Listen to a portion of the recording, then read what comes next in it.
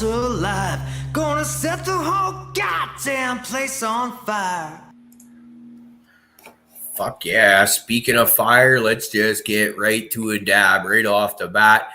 Clay Pipes STL, brother. I see you in there. This dab's for you, my man.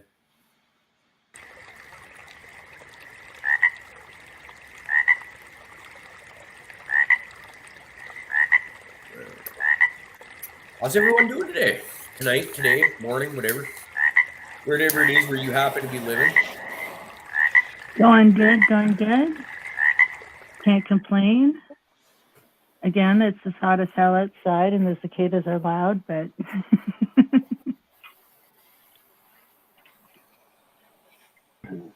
doing all right today. It's been one of those days. Hoping our guest is going to be able to make it. So, because I'm excited about this one, man. This is a new realm of stuff, and this is one of the guys that I've really been a big fan of, and he's putting out a lot of good information.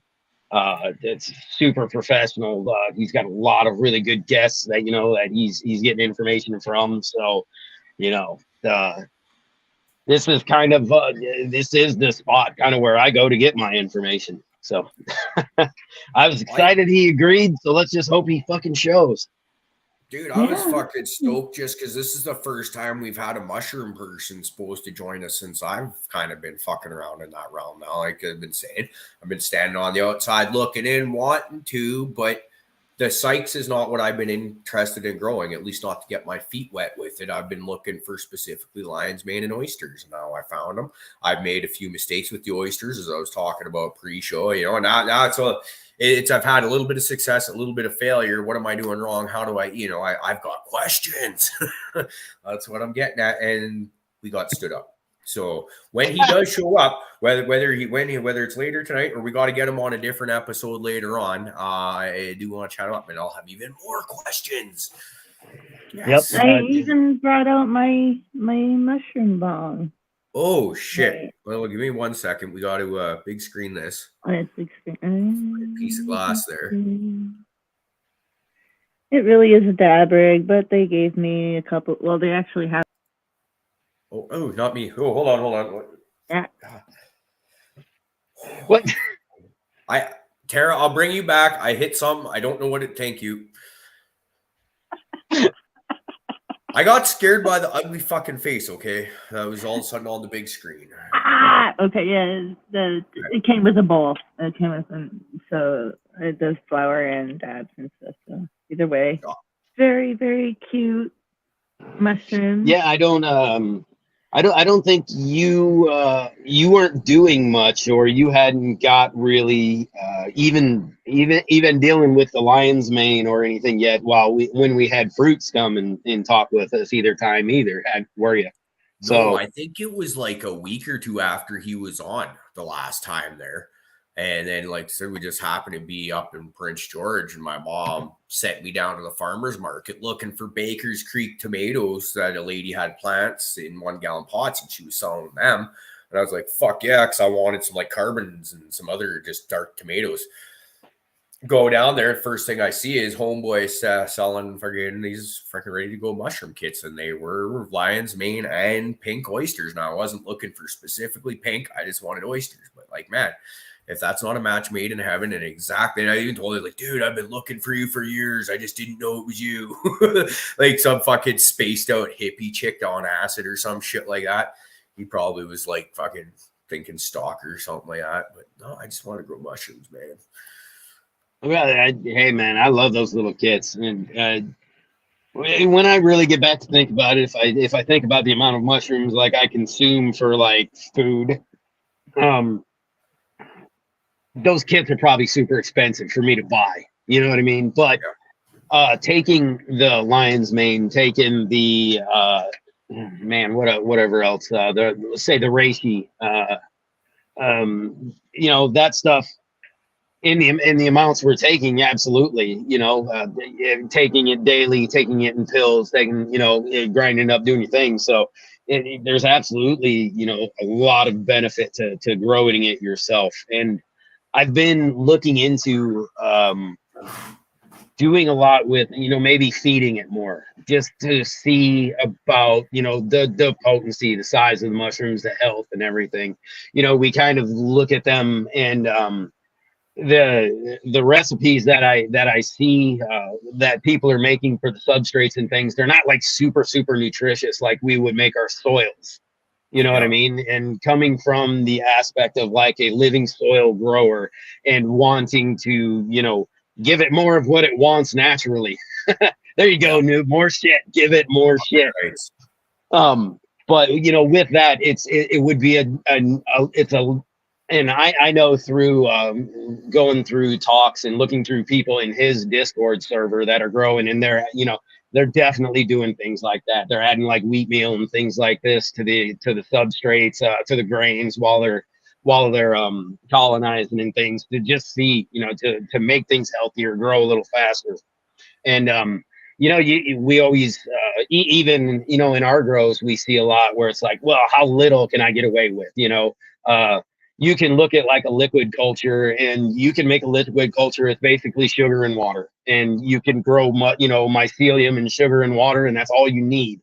But it can do so much better, with some other added little micronutrients and things like that. And so, maybe even thinking about taking some of my soils and something like that, pasteurizing them after use, and then inoculating them with the mushrooms, and just seeing if that is a viable substrate, to use, and see what happens. So things like that, there's just questions like that I'd love to ask people like these with way more knowledge than I have, Well, I feel like with the living soil and all the like kind of, like trying to turn it into a compost in our house in a way, I guess, with all the like, I feel like because we've all had mushrooms pop up in our buckets and pails at some point in time or another, right? Maybe not constantly. So I would think that, yeah, you do have the kind of beginnings of what you need in there. And then I think shit, like oftentimes I'll put layers of wood chips in like down lower in my gardens too, like beneath the soil, because you're trying to build up the fungals in a few different layers, right? So shit, yeah, I think that could very well fucking work. That'd be awesome. Yeah, I mean, I think if anything, it would just be a neat fucking experiment, or maybe even just my soils that I cook, I call it cook, I don't do the whole like super soil cooking thing, but I will like prepare a batch and let it sit. While it sits, you can see mycelium grow from other things, but to maybe direct certain mycelium might be more fun. And especially if throughout the grow, if I could possibly, just have passive mushrooms popping up, growing throughout the soil base, after a good watering or something, get a few pop up, that'd be a fun little bonus. Well, it'd be a fun bonus, but it would also be a sure sign that you've got your soil rocking now, right? That's mushrooms are a sign of like proper soil health, or good soil health at least. So fuck, dude, I'd be jacked as shit if I had that starting to happen. Yeah, I think that's when I get to the point with these mushrooms I'm growing now, when I get to the point where the bags are spent or whatever, I'll probably just crush it up and throw it into one of my plant pots or whatever, and let it happen. Odds are I'll get one or two mushrooms growing out just because there's a little bit of life left in there. But after paying attention to what you do, though, I might even try and like buy like or dude, to just try and mimic what you're talking about doing. Go and buy maybe like a brand new one of those fucking ready-made kits where you just put slit in it, and a week or two later you got mushrooms rocking and doing their thing. Maybe break up that whole thing into your soil and see if you can get some square footage coverage or whatever. You never know. Yeah, I've seen some people doing that to where they are actually taking those blocks and just going ahead, mixing it in their soil. I did that after I fruited all my old blocks like that. They all go into either a worm bin or, one of my soil beds. Those I have never seen like cool growth out of. Now when I've had my first cake that we had taken out of the tent, that we grew our medicinal mushrooms on, those absolutely take. I buried some, I laid some on top of the soil just to kind of see everything that was happening. And, like right away, the substrate that was on top of the soil started. Right away, the substrate that was on top of the soil started like throwing off fruits. But you could see after a while that the ones that I buried were really starting to take over and pop up in different little sections, of the pots. And so, I'd only get like one or two here or there, no big deal. But, I wasn't like fruiting out some crazy shit. But like I said, it's a sure sign of some at least decent soil health and things, moving in the proper direction.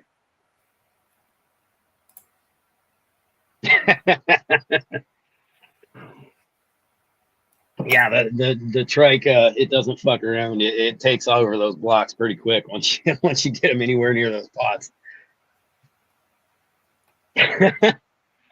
Yeah, my worm bin's got it pretty good, man. They get weed, they get the mushies, they get all the foods we get. Man, my worms got it made. Dude, I feed my roaches to my worms. Like, people collect them and fucking save them for smoke them, whatever, give them away. I just like, no, I'll fucking throw that straight in the worm bin, see what they like. And it's funny because once it has a chance to kind of soften up and turn into a gross fucking sludgy mess, fucking, like you say, you put a pile of roaches fucking in the corner of your worm bin, you go there a week or two later and it's right, that area is just packed full of worms. Like, they love that shit. Yeah. I think maybe Purple was asking, yeah, man, I get some decent fruits that pop up generally around my area. I had a really cool a golden amanita. So the Amanita muscara, the kind of red mushroom everybody thinks about. Yeah, we had golden ones in the yard. Super, super cool. I've only seen them twice. They've always popped up around the same general area. I've never touched them. I went over, I took a picture of them one year. About to tap them on the head, let them do their thing. Hopefully they sporulate, come back. I have Liberty caps that pop up in a couple, three spots in my yard that when everything's right, I usually go try to grab one of those. Liberties are psychedelic, aren't they? Yes, sir. Yeah. Okay, yeah. I don't know all my names, but that one does sound familiar to me. Yeah, that's one of the golden, you have to forage for it, mushrooms. They're super. The ones by me, they're always super small. But man, they do fucking work. They do work. I have pretty much every stump that goes down in my place has turkey tails or a false turkey tail or a type of shelf mushroom growing on it in my area. I got a really cool, I have no idea what it is, but this thing's as solid as a rock. I know it's a piece of mycelium. It keeps growing, but you can literally go over there and knock on it. It is that fucking hard. Cool. Yeah, dude, it is wild. I've heard it's a normal type of mushroom, thing, but let's see what else. I don't, jelly. What do they call it? Jelly ears or jelly of the woods or something like that. Really weird jelly looking thing.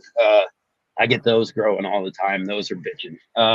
I've been told they're edible and normally edible. Like it's in normal foods that we eat regularly. So I need to look into that because it grows every time it rains, a new flush of it is coming off of this stump that I have cut down right over in one of my properties. So wood ear, yeah, that's what I think wood ear sounds correct.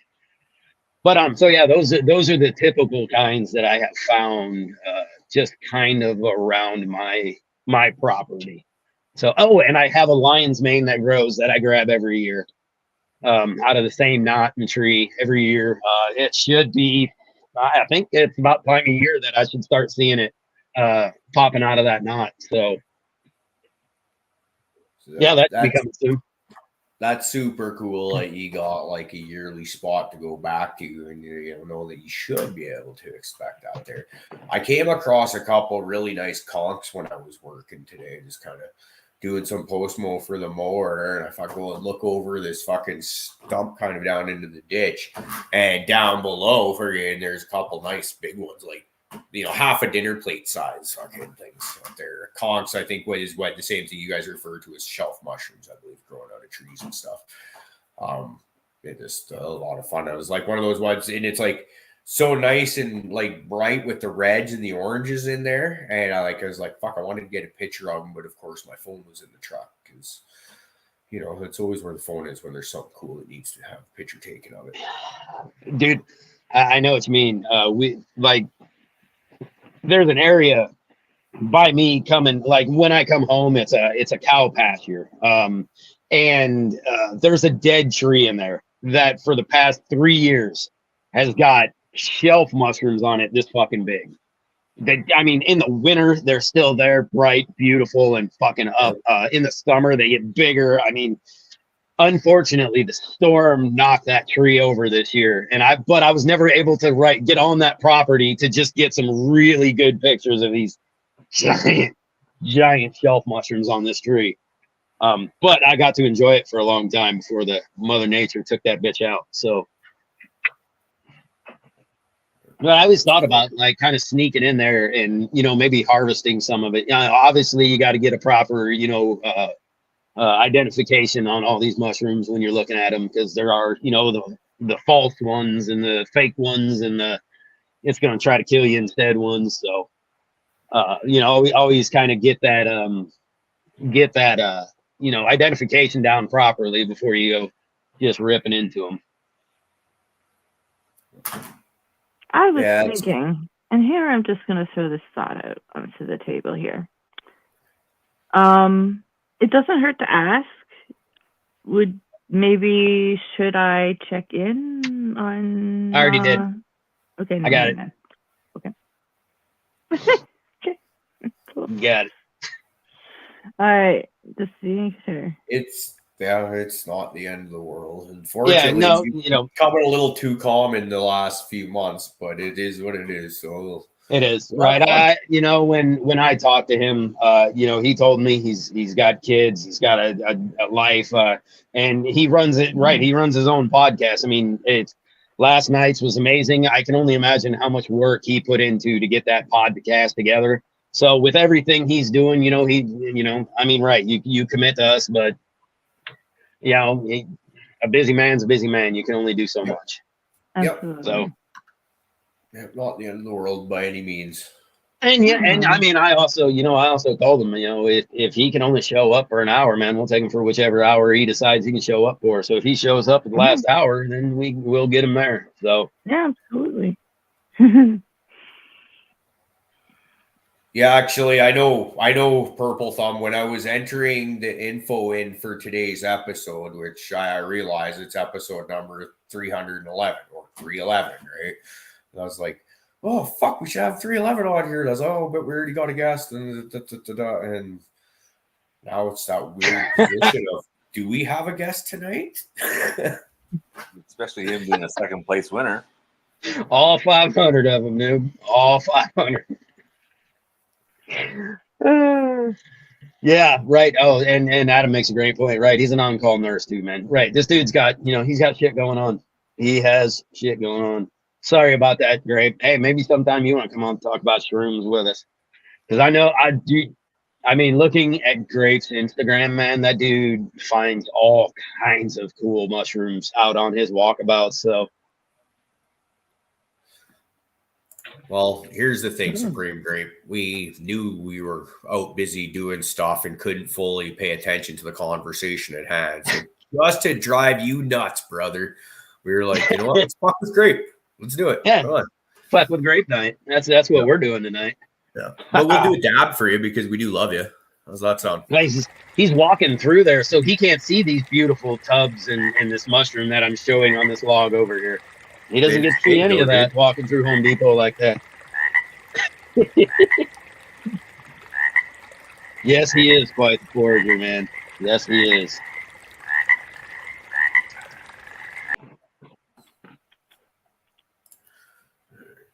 So I've been fucking dabbing with the fucking nectar collector straw.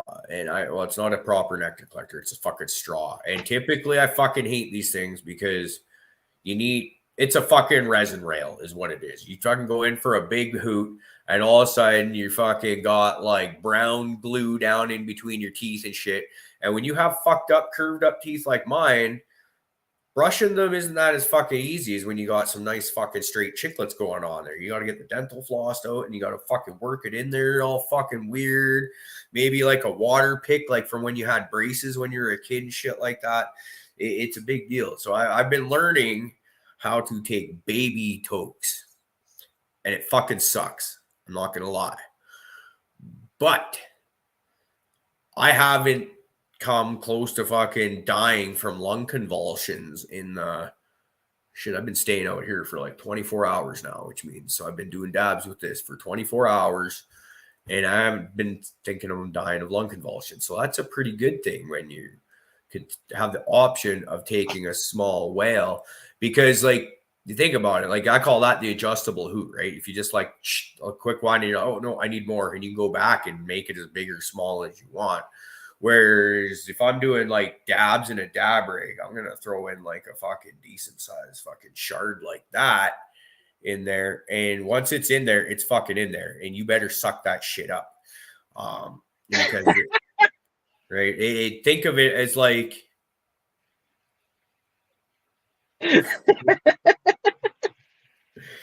well, first of all, I didn't fucking buy it. Okay. It was a present. I promise you, I never would have fucking paid money for it. But here's where it actually came in handy. The first time I tried using it, though, I fucking nuked my lungs. It was bad. Like, it wasn't just the lung convulsion. It was like they felt burnt and singed. So, yeah, I didn't touch the fucking thing. But when we went on that road trip to the concert over the weekend, I was like, that is so much smaller in my car than my dab rig that I usually use. And so I started this journey to do little pussy tokes when I do dabs, and it works pretty good in the car. I could allegedly there might have been dabs going on when I was on my way home from that concert without even stopping the car. No, that doesn't happen. We don't do things like that around here. They're safe. That would happen in a theoretical world that we don't live in. Maybe not. Let's put Hey, man, those things aren't bad. I think when I was traveling and stuff, I would have had something like that because, right, I wouldn't break it because I don't mind my little dab straw, right? So when it comes to the little ones, this is obviously, look how disgusting that is. I need to clean that. But, right, that little dude's my favorite thing to take the dab with. It took me a long time to figure out how long to heat it, how long to let it cool, where to get the proper dab at. But once I found that, kind of timing with it, man, I don't find much to be better than that. I really enjoy the way it works. So, I mean, I'm right there with you. See, because, yeah, most of the nectar collectors I've tried or the ripoffs of them, or they come from like Wish, and it'll be like a little about the same size, but they'll have a glass ball in there or bulb or whatever, so that the resin just kind of drains in there instead of fucking hot railing it up into your fucking teeth. And I don't know, like I said, I'm learning. I'm learning different stuff. But anyways, I didn't do that dab that I was supposed to do, so I better get on that. I was too busy fucking yammering. I got my dab straw on Amazon, actually, and it does come with the that titanium tip thing that you can take that off to clean it. But here's the rest of it, basically. And it has a little container so you can keep your dabs in there if you want, but you can also like disassemble the whole thing to clean it out as well. I just think it's really cool. See that pussy toke, not dying. Yeah, I've talked with a few people like that who, I'd say somebody close to me. I won't say names, just because he doesn't like that shit. But Is it me? he no, no. But he's a cougher. He's a big cougher. He takes big old tokes. He always is just fucking acting like he's goddamn dying. And it's like, just take smaller ones. Like all you gotta do. He goes, nope. And he is firmly that if you don't cough, you don't get off. I mean, dude, I'm constantly worried he's gonna like blow out a fucking O-ring or something. You know what I mean? Like that's the kind of coughing it's like, dude, calm it down, man. It doesn't have to be that hard. It actually gets to the point where if I go hard on dabs for a night or whatever and get coughing and your lungs are just feeling abused, I'll start getting headaches at the back, like base of the fucking where the fucking spinal cord hits the brain kind of shit. So I just from constant fucking retching and stuff. So oh shit, look who what. So we came up with a different guest for tonight, but he likes mushrooms too. What's up, What's up, guy? everybody? Right? We too also are fun guys. Down Ha, ha, ha, ha, ha. chapter. You know, Well, you're another guy who's doing a little cultivating of them also. So absolutely. yeah, man. How are your tubs looking? You're going right now, aren't you? Yeah, so I'm actually restarting. So I got some wild bird seed sitting. So what I'm gonna end up doing is soaking up the wild bird seed in basically a stew pot. And hey everybody, cheers. Good evening. How you doing? I came up here to talk shit, but now we're gonna talk mushrooms. And some shit. That's later. Substrate. Duh. Yeah. Poop. Because you gotta cook the poop. Sorry. But absolutely. So I'm doing wild bird seed. The way I go about it is how many jars or bags I'm gonna fill up, that's what I'm gonna use. I'm not gonna overdo it myself. I'm not gonna make or get extra ready just in case, because if I don't have what I need for it, then it's just gonna go to waste, in my opinion. And that's kind of the other thing, right? It's not exactly easy to store this stuff if you prep extra, right? Right. There's a lot of space involved. Most of it has to go in the fridge if it's going for, like a storage, like you're not going to use it right away. I don't have that much fridge space, so you're absolutely right, man. Make what you're going to make or what you're going to use right then, because it really will start taking up some space real fucking fast. Yeah, absolutely. And then even for example, like I went both ways with jars, mason jars, and grow bags. So I have a little instant pot. I don't have a big pressure cooker, so I'm like, if I'm already gonna have to sit here and just individually do one bag at a time with one jar or 2 jars at a time, like it's gonna be a pain in the ass. I don't want to deal with that shit. So make sure I know how much I'm gonna do, how much time I'm gonna put into this, how much applies. So cheers, everybody, real quick. Fuck yeah. Yeah, part of that fucking prep work is just like you said, knowing what you got to work with. We kind of set up ours around, we have the Instapot also, and we have kind of set up ours around the amount of spawn jars we can make, right? So I can fit this many jars in there, so I can use this many jars to run this. Let's see. So my 4 jars, we can split those up into basically either one little shoebox or like kind of like it's a little bit bigger, maybe like twice the size of a shoebox. But those jars will take care of that. So I know I can run 4 totes at one time if I want to, or if I want to do a 1-to-1 ratio from my spawn to sub, I just run 2 totes. But and for our medicine, that's about all we need. So running that's all we need, right? We can do that much at one time as long as I have 2 tubs running. Medicine stays plentiful, So, right. Yeah. I mean, that's the good part, right? Don't over set up yourself either, thinking you're going to rip out 100 fucking bags. Dude, I like to think I would. So what's going on with this death rod? Is it frozen or is it just me? I think Caribou got stoned because he was taking baby Toke and forgot to take it back off the screen. I had a different screen on. I was trying to open up the page. I was trying to be all preemptive. I was like, you guys are talking. I was like, I'll find the Patreon page so that at some point in time tonight, I can say nice things about our Patreon. Cheers, man. The problem is, I forgot that I put that. It's okay, buddy. I like it. It's almost like. But we got to do another dab frog out of it, so that's pretty sweet. It's sold. Done. I'm here for it. Silver fucking linings and shit. You know what I mean?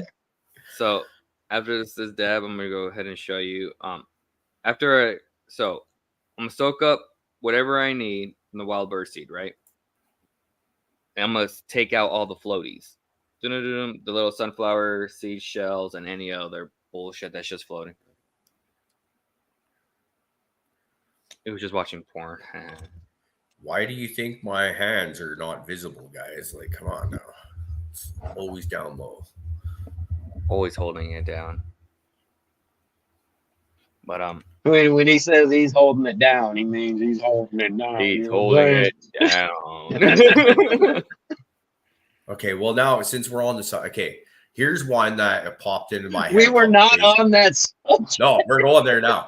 I was thinking about this, talking about with a lady friend of mine and like creepy dudes and shit like that. And I was like, you know what? I bet you he goes home and jerks off thinking about you. And she was like, oh my God, that's so right. And so think about this, ladies, especially if you're in like a public service, like you work at a restaurant or fucking gas station or something like that. Almost guaranteed there's weird fucking creepy dudes coming in and be like, oh my God, she's hot. And then going home and touching themselves, thinking about you. How fucking gross is that and creepy? But now think about that when you're trying to sleep at night. We get used Thanks, to high it. and tight. Thanks. That's what happens when you come. Yeah, see like the viewer count just like dropped. They're like, holy shit. Fuck, we should. We thought we were in for a good mushroom night. And then Caribou went off. We thought we were going to learn and heal, and there was a little bit of fungus going on. Then all of a sudden we started jerking off. What the hell? Okay, but you know what? No one. Here's the other one though. I can guarantee you, looking at me, there's nobody fucking jerking off thinking about me. So there's a benefit to being ugly. I don't know, man. You might have a secret creeper down there in the comments. Right. You might have a creeper somewhere. Maybe on IG. Dude, we're gonna find you. I mean, dude, remember that one you were trying to pawn off? I mean, come on, everybody. Look at this beautiful face. Look at this. Look at this. You know there's a creeper down there for this. I would be so honored to have an internet masturbator that thinks of me and wanks it. That would be fucking amazing. That's great. I think that's how I know you mean. However, I don't think so because I don't get creepy fucking and I don't get the creepy stalker fucking DMs and shit like that. I just get the ones either saying nice things, hey, we like the show, keep it up the good work, or you're an asshole. Those ones don't happen very often anymore. This is why we really need guests to show up. Yes. All right, because we can have this wonderful, focused, intelligent conversation, or you leave us to our own devices. Oh. All right. What's up? Bringing it back, guys. Bringing it back. Reeling it. Bringing it back. Hey, everybody. Cheers. So, while we're prepping the seed, this is what we're doing. So, we're going to soak the wild bird seed, take out all the floaties, sunflower seeds, anything that's floating out, making sure the water is clear. All right. So, after you get all the floaties out and the water is clear, what you're going to end up doing is letting it soak for about 12 hours. I like to do it overnight. And I put in, like, you don't technically need to dump in the whole coffee grounds into the pot, but I do it anyways. You just need like a cup of coffee into the pot to add it as a food source for the wild bird seeds for the colonization. But what I do is just I get like 2 tablespoons of coffee, up to 4, just kind of soul food it. That looks about right. That looks good there. And then so while that's boiling, not roaring boil, just like little bubbles, bloop, bloop, bloop, make sure you scrape it, nothing sticks to the bottom. Strain it, lay it out on a cooking sheet on either napkins or a towel. And then in order to check the moisture content of it, you get a paper towel. And it's like little wet droplets. You don't want it completely wet, damp, just barely enough to see that, yes, it is still moist. And then from there, I'll just bag it up and then throw it into the pressure cooker or put it in jars. And so how many times have you made your spawn jars so far, or your spawn? At this point, I want to say at least 20 to 30 jars or bags. And has it always been the bird seed? Yeah, so you've always had the luck. I've always gone wild bird seed because I feel like you get the most bang for your buck. Okay. We our run, we've been the time that we did this time was we did the popcorn, and we did the kind of the drippy corn tech, whatever they, that where they add a little bit of like the Caro syrup to it and stuff. I forget what else we added to it, but same thing, we put it in a pressure cooker for 25 minutes. We did the same thing. We added a little bit of coffee to it. I put just basically I think it was like a tablespoon of grounds, just kind of threw it in there. It stayed in there. And same thing. So strain it out, let it dry out, cool off. And then when, we did the toilet paper thing, right? You can stick it on the toilet paper and it didn't leave a little wet mark. Yep. And then, once that was good, right, into the jar, get it sealed up, and then put it in the pressure cooker for sterilization. So that's we did that tech with it.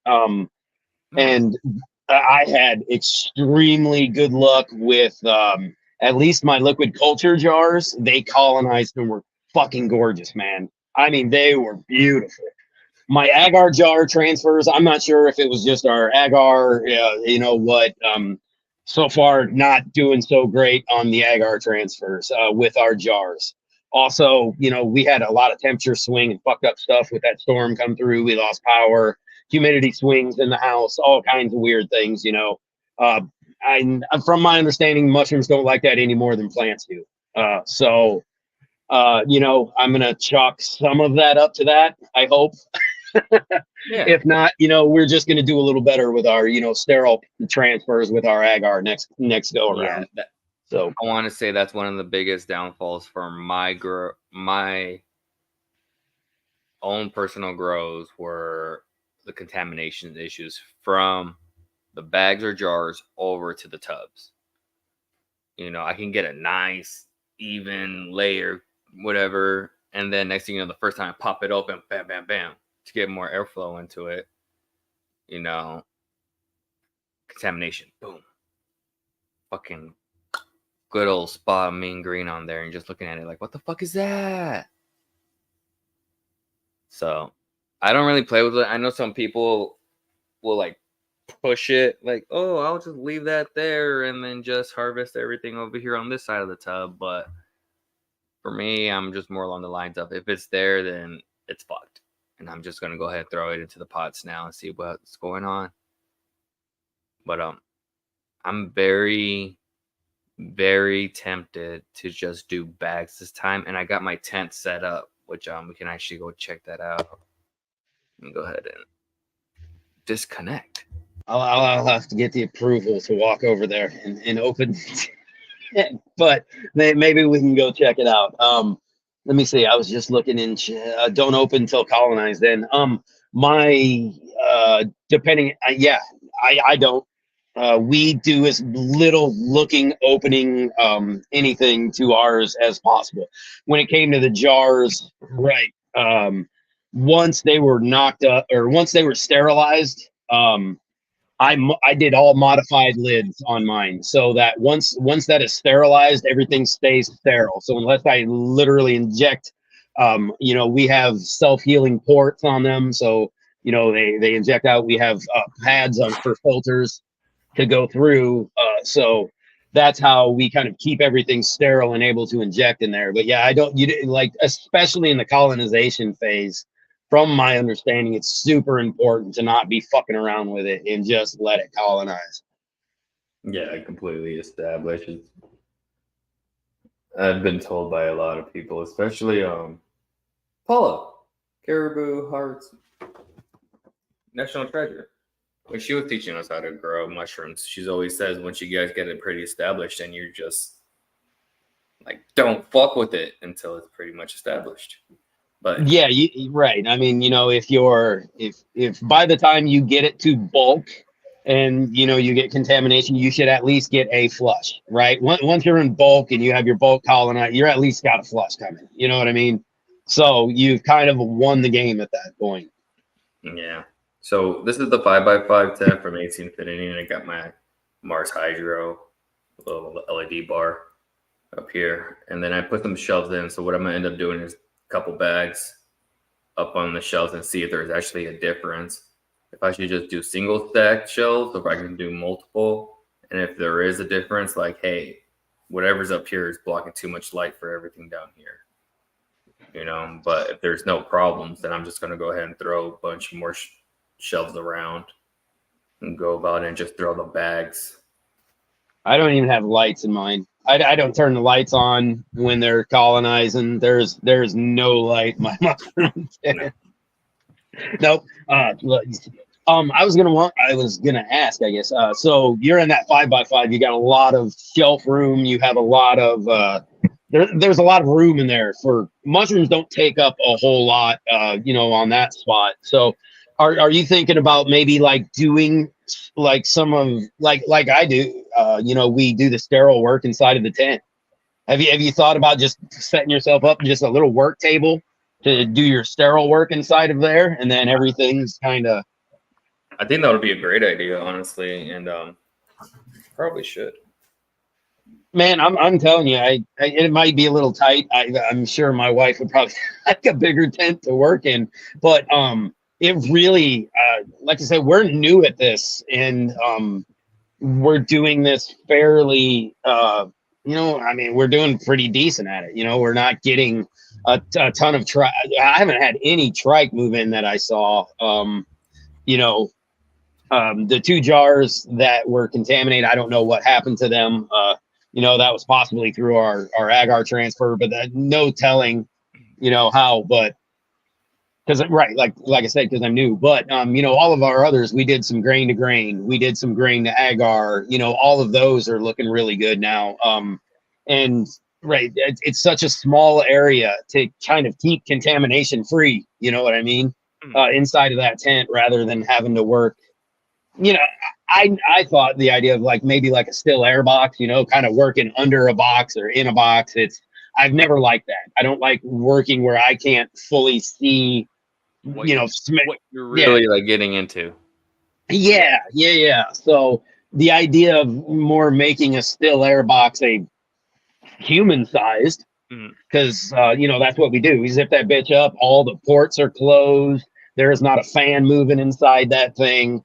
I shut all the air off in the basement when anything's getting open, so there's no air movement, period.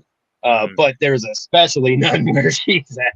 So it really does help with that. To help keep it contamination free. So I really like that idea. I definitely probably will end up putting like because I even have like a nightstand with a glass top on. Dude, we have like a little folding table, or even what she's working on is just a little shelving unit, and it actually works out good because the work surface up here, she's got all like the jars, all her stuff's on a little shelf under here, so she's just working on a little shelving unit, and it works out fantastically. Whoa, damn. Yeah. So there's and I really do like the idea of it, like it's just that small area. So, and it's so easy to clean. Yeah. Martial Artist had mentioned something. We can highlight his comment about field capacity. I think that is very crucial, just in general. Put it back up. It was there real quick. We highlighted it. Thanks. Well, it's at the point now where I'm just waiting for you to pop it up so I can take it off. even though I it's a know. very good one. I know. So you put it up and I'll quit touching it. Make your move, motherfucker.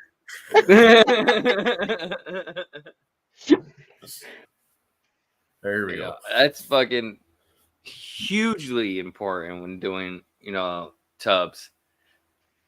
And I'm just like, I definitely have underestimated how important it was, and I had cakes dry up and just shrink, and it is how like quickly they dry out, because I'm just trying to spray it, but the more I try to spray it, the more possibility I'm going to contaminate it. So, right, that's where, and I think actually, who was supposed to be our guest tonight, I believe there was some discussion in his Discord about that very topic of the field capacity, but kind of staying on the safe side, a little better to stay on the dry side when it comes to the contamination of it, right? The contamination loves the water. It's going to flow through the water the most. It's it's going to move the most. It's going to catch the most. So if you're really being cautious, he was saying, not saying dry by any means, right? But slightly under field capacity, on the dry side,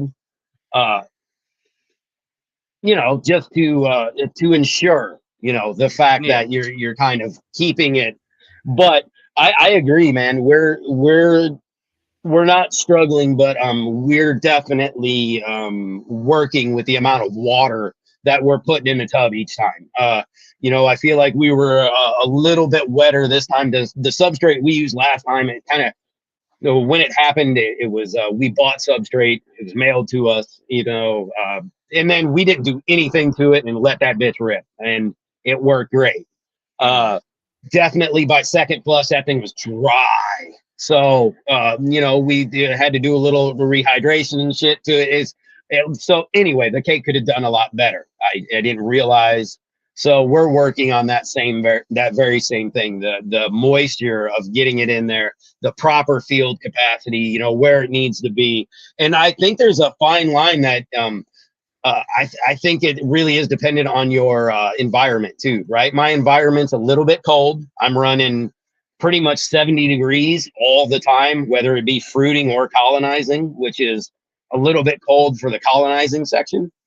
Okay for the fruiting section, but we're always pretty much at 55 to 63% humidity, say. So humidity's pretty fucking steady. It's not high, but we're not losing a ton very rapidly when we do any FAE or anything, fresh air exchange or anything. So we're not losing a lot of moisture. So, keeping maybe not as, full field capacity, like right on the, Yeah, so Kingfisher had brought up a point. Said he added water onto the bins with the glass wiped down, and then two with the sprayer. And he thinks that the one with the sprayer might have caught the mold, caught the ick. But I don't know. Like in my past, it's definitely happened, and then I've even tried just gone to the point where instead of spraying the cake, spray around it. Spray the lid, spray the walls. But and that's where most people say is they don't really want you to put the water directly on the mycelium, right? Yeah. Especially not unless it's a super fine mist. They don't like those big fat water droplets on there. So when we had that, doing that, when we rehydrated the cake the second time, we found out, I thought I had a whole cake full of trike. Kind of freaked out, sent pictures, did all that shit, and it was explained that was actually, the mycelium was bruised, right? It wasn't growing, I didn't pay enough attention to see it wasn't growing off of it, right? It was bruised. So we did the whole Q-tip test, if it was an early stage, we could have caught it. So, but that's kind of the important thing to notice, right? A lot of people do say you don't spray directly on it.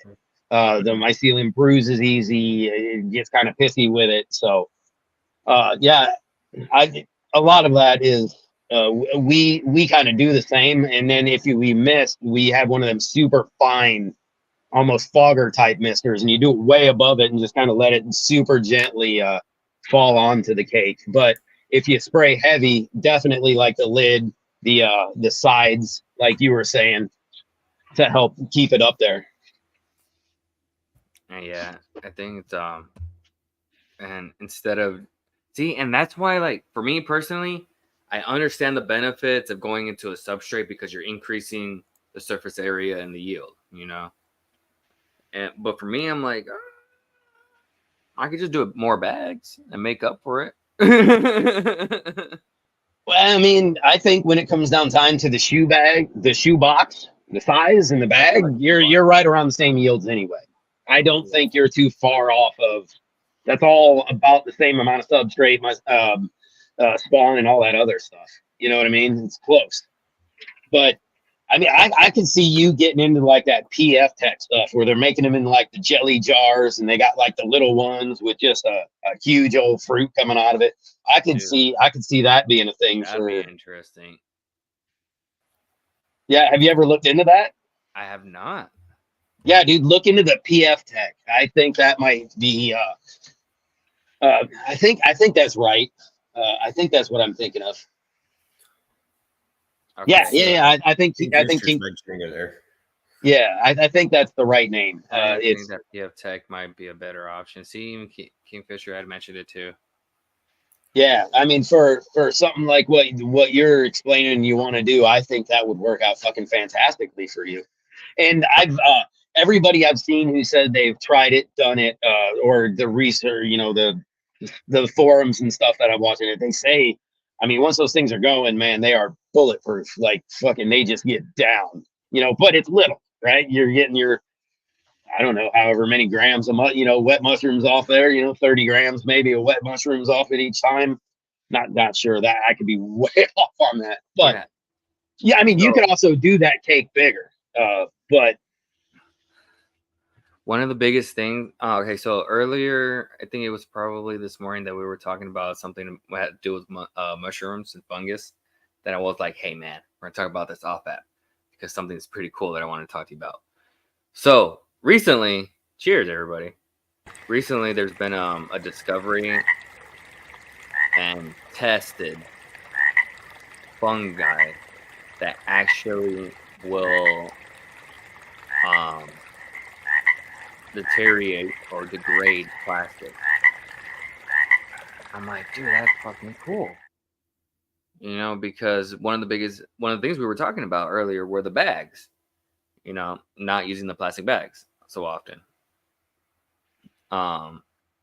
So if, for example, I did have some, because I do have some bags that are non-biodegradable as well.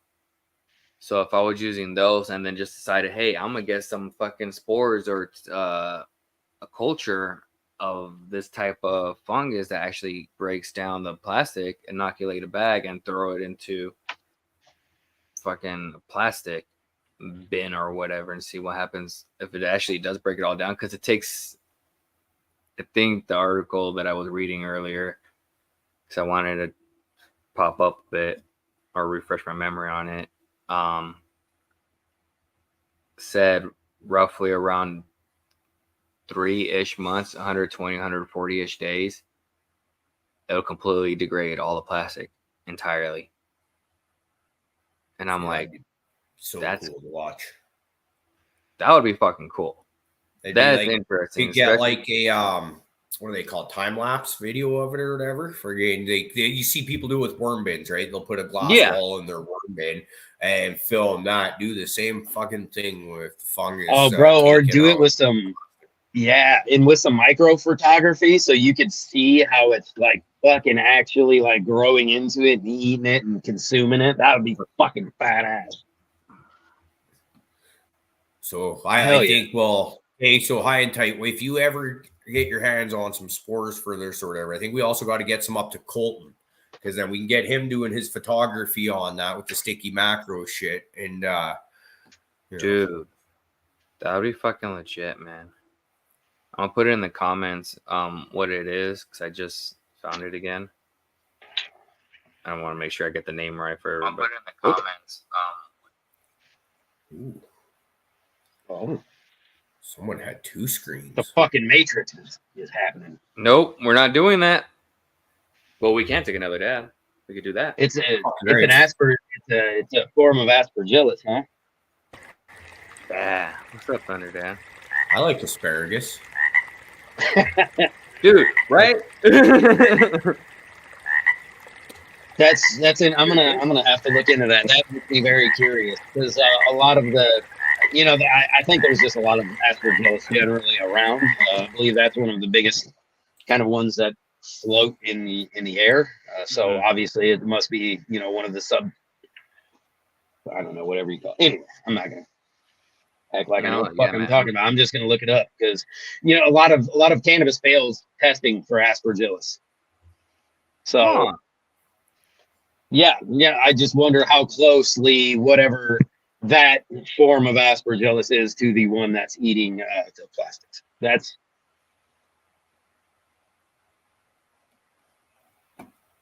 a good one. That's fucking cool. Yeah, I was just caught up reading that. Nice, Kingfisher. Thanks for sharing that, man. Definitely gonna look into that. Speaking of, to everybody in chat, hi. Man, you're all fucking awesome. How you doing tonight? What's up? We're rocking in there tonight too. I want to take a quick second to shout out all of our Patreon supporters. And of course, I don't have the fucking page pulled up anymore. Because, well, as we like to say, our live chat is awesome. You guys show up, 5 times a week for us at the minimum, and just show up. It's fucking always rocking the live chat. But the Patreon supporters make it roll. And so we're going to shout them out. We're going to start off with our brother Hooley. We got Green Widow, Fragrant Lilac, Delman, AWOL Gina, Lucas Gardens, 2 cents, Kingfisher, High and Tight, Thunder Dan, Day Neutral Preserves, 311 mixed up. Hey, it's show F 311 today. New Bros, Ziggy's Garden, Salt Nelson Farms, G-Bay Genetics, Chef Paul the Great, BC Stoner Mom, and Crazy Pop Mom. Thank you guys so much for that. I saw She Grows the Dank earlier was asking for the Patreon link. I don't know why it wouldn't load because I was able to click it and it was able to load. But if for some reason that one in the chat that I posted doesn't work, you should be able to go into the show description and there's a link in there that you can hopefully click on up at that. We love and appreciate all the support we get from all you guys there. It's and if I may say, if you have not opened up our show description and read through that, Caribou put a lot of wonderful thought into our show description. Do yourself a favor and go read through the show description, please. That was a long time ago too, now that I think about it. I know, and you know what? Every great once in a while I pop that shit open just to get a good laugh to remember what the fuck you put in there, because the first time I saw it, I was like, what the fuck? Shit, I wonder how many people are on there that aren't even around anymore. I remember I did update it a while back, but that was quite a while ago. So probably half the people don't even fucking join the panel anymore with any regularity. That's okay. That's all right. Hey, maybe you just update it to let everybody know that those motherfuckers ain't around no more. We can do that. We can have it. These assholes used to be here. These assholes are still here. There'd be Wikipedia for bands and stuff like that, the past and present members and shit like that. There you go. We're the Rush of the fucking cannabis scene. Past, present members everywhere. That would be great. So, I will say this. I'm fucking stoked about the meetup. 31 days away. Officially a month away, everybody. Boot camp. You're going to bring culture, right, Fluffy? So I was just going to say, speaking of, on the Myco topic, I will have liquid cultures for giveaway to pass out for anybody who wants them at Boo Fest. So if you come to Boo Fest and you do that, I got some liquid culture for you. Fuck yes. Hell yeah. And I love how it went about, right? This came to me by a member in the community. Awesome. I expanded it, and I would love to just pass it on to more people in the community. So I'm gonna see about getting some, because I probably have enough to do a couple like 2-pound bags, or like a few 1-pound bags, and then if we wanted to try, just go over there and be like, yeah, guys. Oh, you just want to straight up knock up some bags for some people. I will bring. I'll bring that whole jar of culture. If you just want to knock up bags and send people home with a fucking straight up cultured bag, let's do it. That'd be fun. Cheers, Lobster. Shout you out to think- Lobster. Dude, I think we should do that. I think that'll be fun. See, because here's the thing. I can get bags. I can do the inoculation, like all of that, without the contamination. I can get up to that point fucking great. After that, it's when like the substrate and the first time opening it up. I'm like, all right, motherfucker. That's where I know I am not disinfecting enough. So that's why Right. the fucking tent. I'm over here just reading the comments too. That's why we got the tent set up. Well, you know what? Honestly, liquid culture, knocking up a sterile bag, probably the easiest thing we can do. They've got an oven there. We'll do it right over the oven. We will do it sterile. Everything will be easy as shit. So yeah, man, let's fucking send some fucking knocked up bags home with people. That'll be awesome. Dude, that'd be so fun. That'll be legit. Be like, hey guys, you don't have to do it. Just here. Watch it grow. Put And it you in know what? somewhere. And for all of our fucking all of our organic growers, even if you don't want to grow mushrooms out, you can take that block and knock your soil up. I mean, I'd hate to see it used that way, but fuck man, do it. Get it. Hang it in your room. CO2. There you go. Yeah, hang in your room for some CO2, break it up in your soil afterwards. Yeah. Do what you do with it. But I think that's awesome, dude. Hell yeah. If you bring a bunch of grain, There we go. I've got the culture. Hell yeah. Shout out to Lobster. This weekend, the East Coast Connoisseur Cup out in Richmond, Virginia. He entered it, and I think he's got a good chance. Rooting for you. If not, we riot. He's got the grapple fritter, brother. And Got the it's grapple fritter. enough said. Well, gentlemen, I am fading fast. It's been a long day. I have to get going. But before that, shit, no, I forgot what I was going to say. I hate when that happens. Anyways. That's how we know you fit in, though.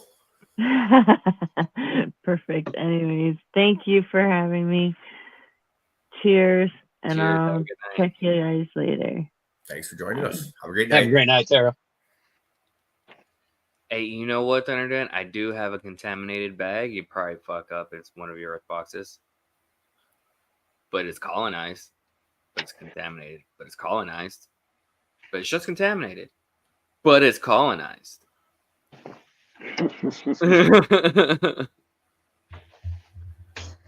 But not that's fun. Maybe I should let's Okay. see, we got 30 days. That thing expanded in like no time flat. So I got plenty of time. Maybe I'll make up a little bit more culture. That way we got plenty to fuck around Make a with. second jar. Yeah. I bought 100 fucking syringes, so we have plenty. Hey, Fragrant. How you doing? Ooh. Funny story. Not funny story. So, it's been officially 8 days since my last like major leash strip, and 4 days since I removed the problem child. So, I think we're good. So, I incorporated the pre-flower recipe on my lights, and I think I'm going to toss one of my jars, inoculated jars, into one of the earth boxes as well, because I do want to try it. I want to see how it works. I want to see if it does work.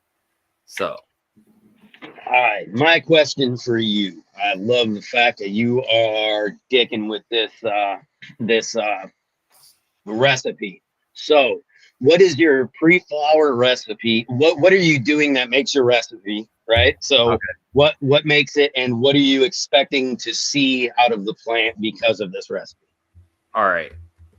So my veg recipe included less red spectrum. All right. In this pre-flower recipe, what I did, I'm going from 18 hours on to 16 hours on to start, and then I'm incorporating more red, not at 100%. For sure.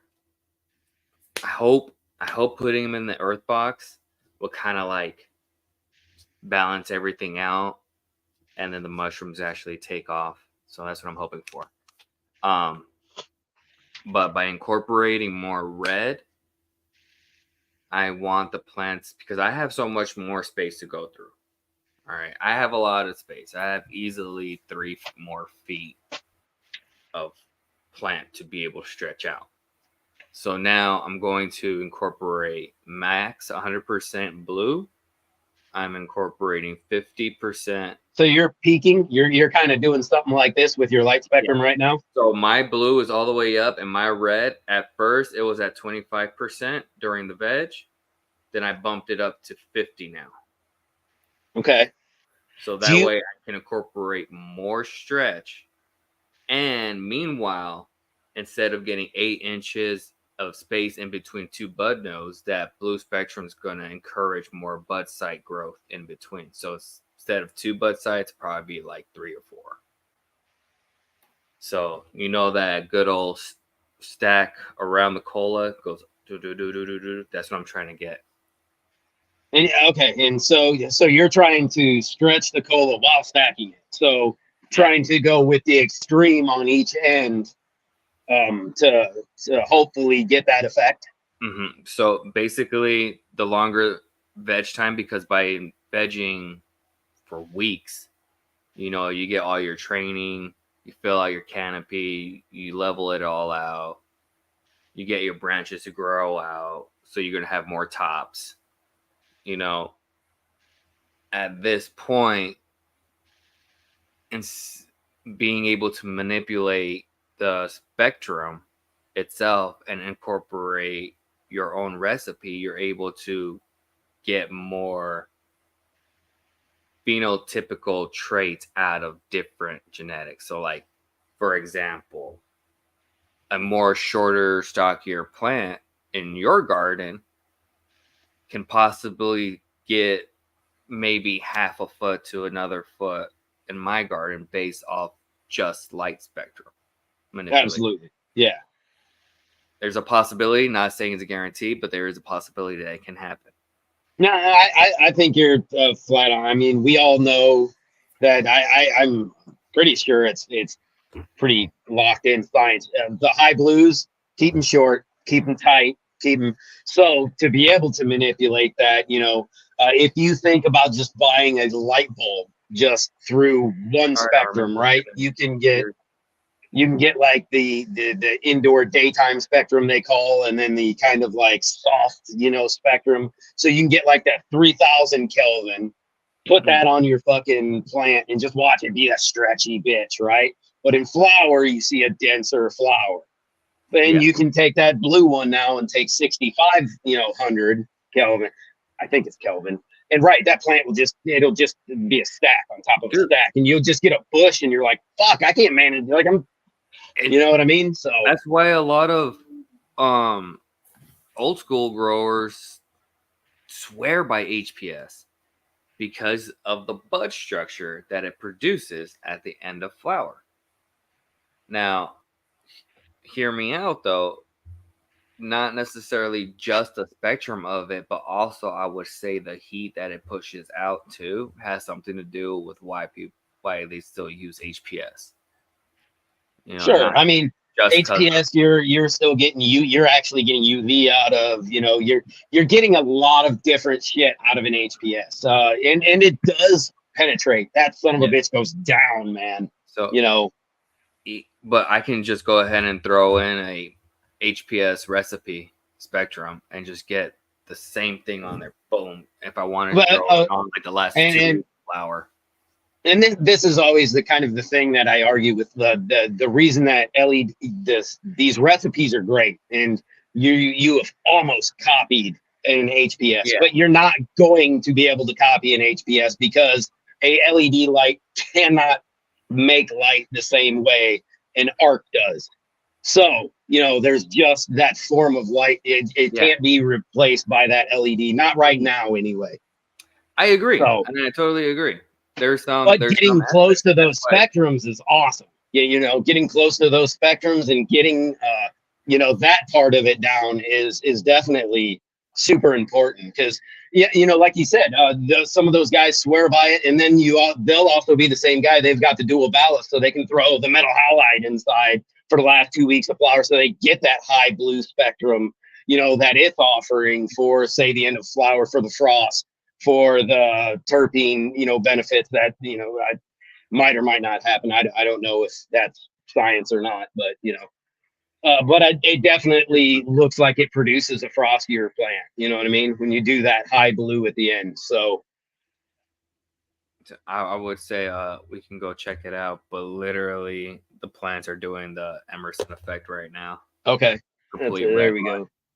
So it's like 3 minutes is shutting off.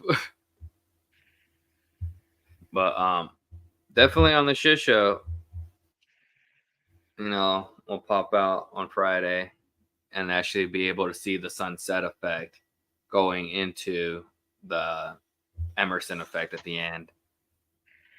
But I definitely enjoy being able to fucking get more out of the plant than,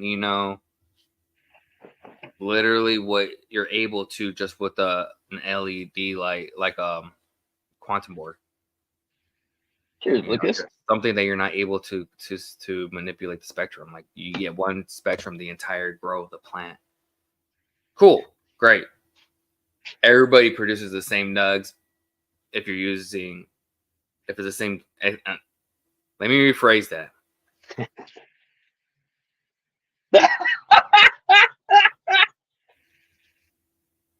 Can you start that over again? Yes, sir. Hey, so. No,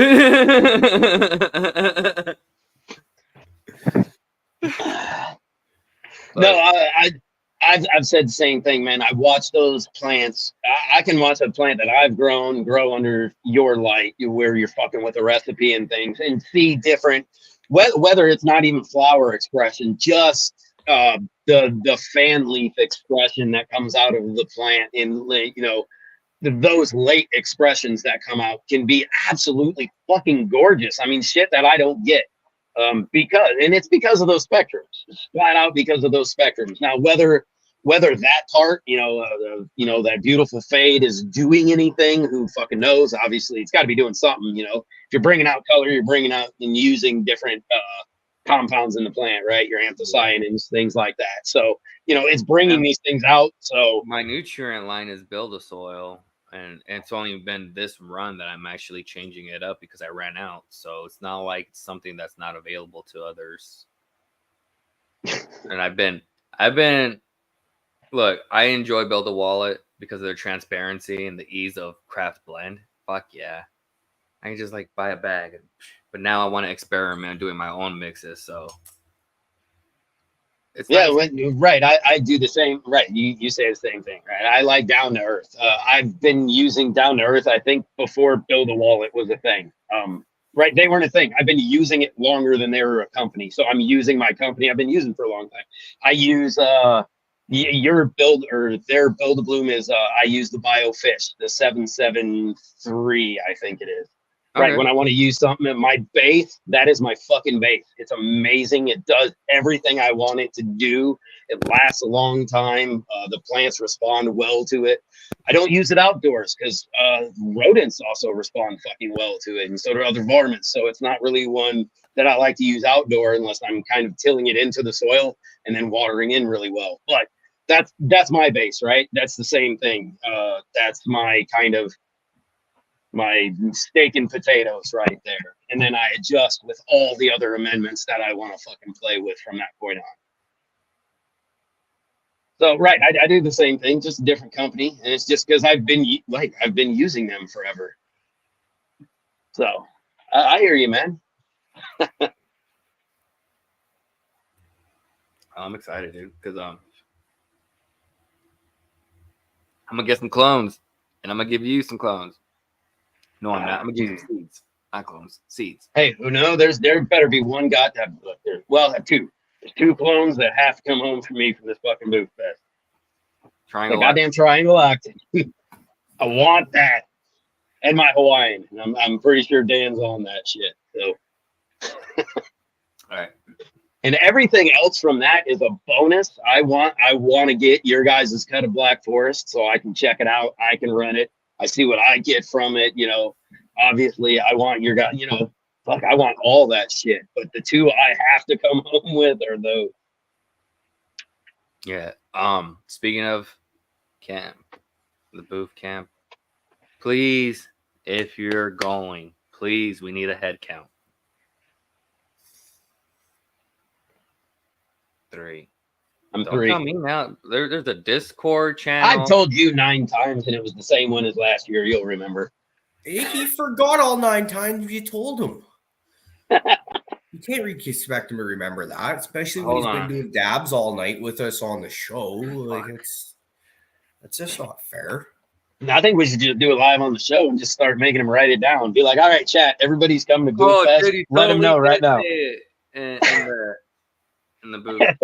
That was 3 hours ago too. Oh, yo, you were even gonna try to fuck with me and be like, "Jay, say shit to me." Yeah, right there, buddy, right there. I wasn't gonna. Look, I was literally gonna put it in there, plus down for 3. But you get. Thanks, Fluff. I appreciate you. I don't do much right, but god damn it, I'm trying. So that's 3 so far. Oh shit. So back to mycology. What do you feel is the most, or not the most, your best and most enjoyable ways to medicate with mushrooms? I've recently dabbled in chocolates and I'm enjoying it. I actually ate some chocolates before I popped in here, so I'm like, boop.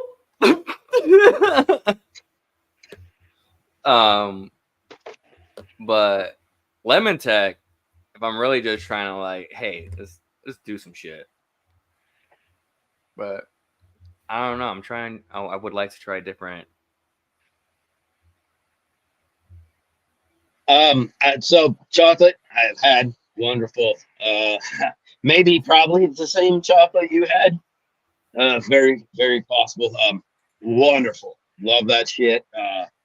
I make micro pills. So I make pills that are, dosed out to 0.25. When it really comes down to the medicinal aspect of it, I am very much on the low and slow. I am not looking for a breakthrough tomorrow. So my use of it is a lot lighter than most people. On Saturday, I'll get wild and we'll go up to maybe 3/4 gram, and that just kind of makes it like you've been fucking ripping bong rips for a long time. It's just a nice kind of pleasant feeling. I don't get too far gone. So all of mine is really lightly dosed. So really, for me, my preferred way are the micro capsules. I used to love Reese's peanut butter cups when eating mushrooms. That was the fucking bomb. Smash like a couple mushrooms in between 2 Reese's peanut butter cups, make a sandwich of that down the hatch. It's almost like culinary delicacy at a certain point. Dude. Tinctures, I'm interested to try. I've been looking into that, martial artist. I really think I dropped the ball last year when Raider was making pizza. That might be a thing. Which I saw that thing. I saw that pizza when it was being made. My goodness. Mm-hmm. That might be a thing. We definitely can try to make that happen again this year, for sure. Chips and that sounds good, Kingfisher. See, and I'm very interested in about like in order to make tincture. How do you make tinctures with mushrooms though?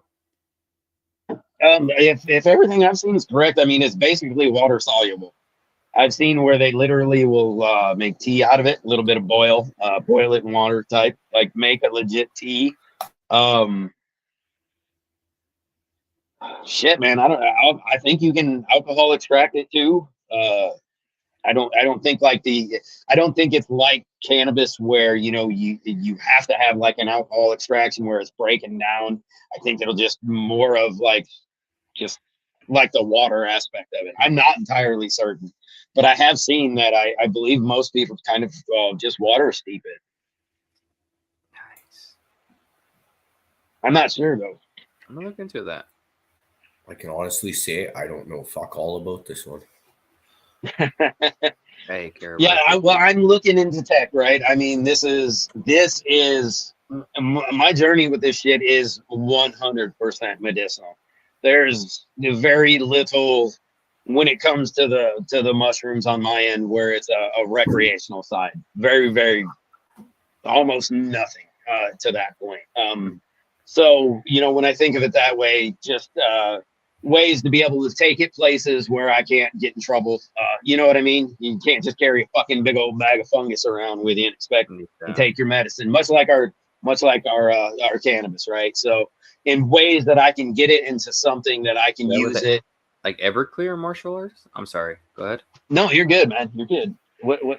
No. Yeah, I totally agree with you, Fluff, because I eventually want to get off the pills that I've been prescribed from the VA. Yeah. And I do believe microdosing is huge. So I definitely want to get into it. Yeah, the chocolate bars that I had, so they're a quarter per piece. And I got like a piece and a half because it didn't break evenly. So I was like, oh darn. Yeah, if those were the same ones, I took, I believe, a half of one of those bars before we went to go see Air Supply, and it was fucking magical. Yeah, so shout out to that, because that was awesome. Nice, yeah. So but if you think about it, last year in Cariboo, we had flour and some delicious edibles. Shout out to Lobster and Paula, the great. But Lobster has some delicious fucking like Cheez-It edibles too. What? Dude, those Cheez-Its are so dangerous. I missed a movie once on accident, munching a fucking bag of Cheez-Its. It'll happen. So, I'm totally gonna snag some if there's some there, and then. Are you just passively like putting it out there? Basically, you're not like saying like, "Hey, Lobster, how about you make some Cheez-Its and bring it?" But you're kind of like saying, "Hey, Lobster, I'd really like you to bring some Cheez-Its." Hey, Lobster, if there's Cheez-Its there, we would greatly appreciate it as a community. All right, cool. Because I have Everclear, so because of the tinctures that I was making with the pucks. So I can definitely try that. Booyah, bitch! Sorry, guys. It's happening this weekend. Garden Club, Southeast Chapter, gang, motherfuckers. What? I didn't say that.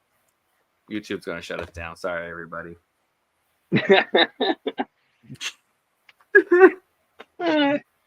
We'll just come back at 2.0. It'll be fine. Kingfisher, you do the Cheez-Its too? Oh, look at you. The things you learn when you just fucking open your mouth. I don't know how I feel about that one. You don't know how you feel about that? I don't know how I feel about that one. Is that because of the prospect that it's too close and too frequent, or? Can I have some of yours too, buddy?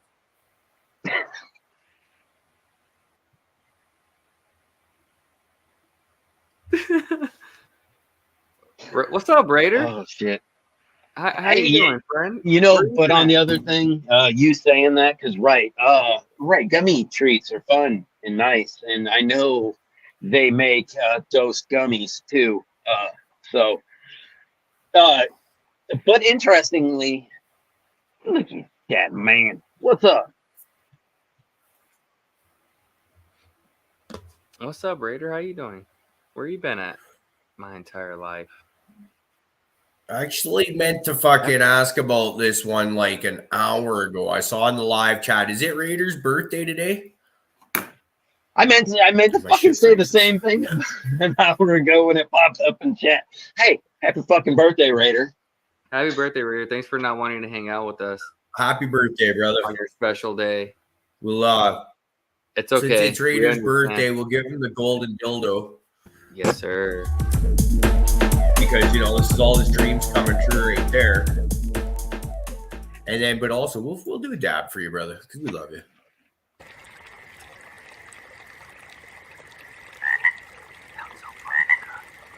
Dude, is Raider like 50 yet? Isn't he old as shit now? Yes, DK. Just slightly. Here. Oh, wait, no, okay. No, fucking bolt. But right, man. On the extraction wise, I want to figure that out because I've seen, the possibility for some pretty cool gummy recipes, for the micros and things like that. So, I mean, I like, fuck it. It's my medicine. I take it daily. It might as well make different forms of it to make it do different things. So. Yeah, I feel like a tincture might be one of those things that like a little goes a long way. Like if you have a one how many milliliters are those little vials? That's like a 30 or 60 milliliter jar. Yeah. So if it was like one droplet, two droplets, or like a whole. Well, yeah, probably. So usually, with those dropper bottles like that, a 30 mil dropper, you get like you usually get a 1 mil squeeze out of it.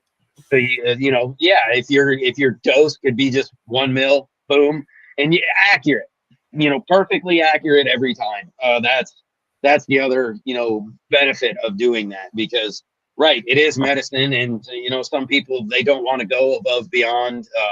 Yeah. This shit affects people like.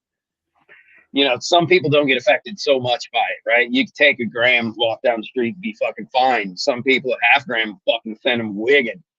So to be able to be, to properly dose yourself is super important. Oh, absolutely.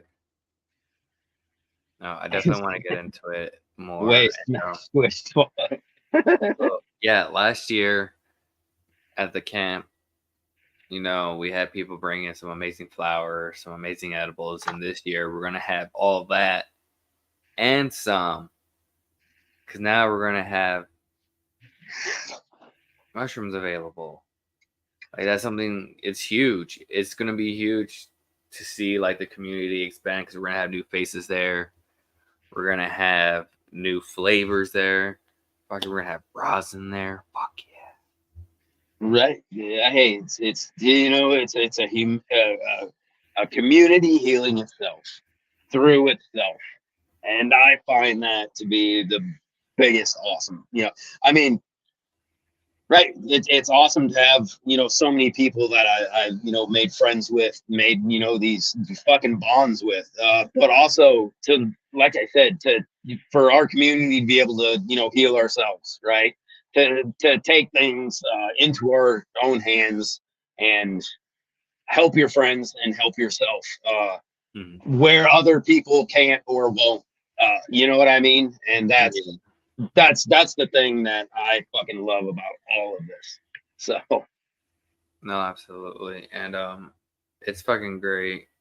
Martial artists, you know what? I I honestly believe that if I wasn't on the medication that I was, then I probably would have better reactions on a lower dose. but because I do think that like I have to go just a little bit higher just to be able to feel the micro. So I'm using 0.4 as a micro dose.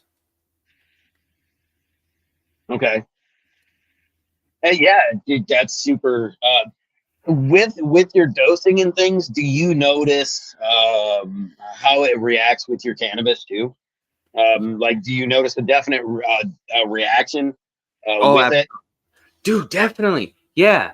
So not only do I dose on a 0.4 psilocybin, I'll also do 2 capsules of lion's mane as well. So that's 0.8, almost 1 gram. Okay, so I'll pair it with lion's mane as well. And then I'll realize just with cannabis, I don't need to smoke as much, for one. For two, I feel like it just heightens what's already there. You know, I'm already more sensitive, like, oh, to Do you feel like it makes it last longer? yes. Okay. So yeah, I definitely I feel there's a correlation there, and cannabis medicine for me, it reacts extremely well with my ADHD. It helps me be a little more focused and not kind of bouncing all over the place. Yeah, the cannabis is really good medicine for my brain when it comes to that, and obviously my body, as screwed up as my body is. The mushrooms, I believe, really help it work better. I also believe it has worked better for mild depression and shit through everything that's happened, through everything, surgeries, all that things. You have a tendency to just get depressed, right? Like fucking piles on, shit happens. It has definitely done more for the depression aspect of than the cannabis did. Way better for that aspect, for the mental state. The problem is I find that it kind of helps counteract what the cannabis is helping. So I get a little more of fucking scattered. My days aren't as organized now as I was starting to kind of get focused. I know, I don't know. I feel like this medicine can also help me kind of get out of that funk too, straighten myself back out. But I definitely and sleep. It does not let me sleep. If I take my dose too late, or if I take too much throughout the day, my ass is not going to bed. So that is one thing that I definitely have to look into with that. And like you, we do the functional. We call them the functional mushroom. Is always the way I heard. I guess Stamets says it too, right? The lion's mane, the cordyceps, the reishi, all that, and we actually have it in forms of mycelium base and fruiting body base to take it in both, because they both, and this is, according to Stamets and what I've read from him, they do different functions. So we have both, and I definitely noticed the mycelium based one was it definitely helped us.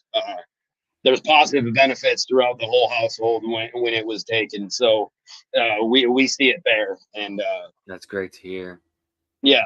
So I know you said you were doing it, and I definitely think keep up on it. And if you think it's kind of like really like you don't really see a difference, don't take it for a week, and I guarantee you're gonna be like, oh shit, there it is.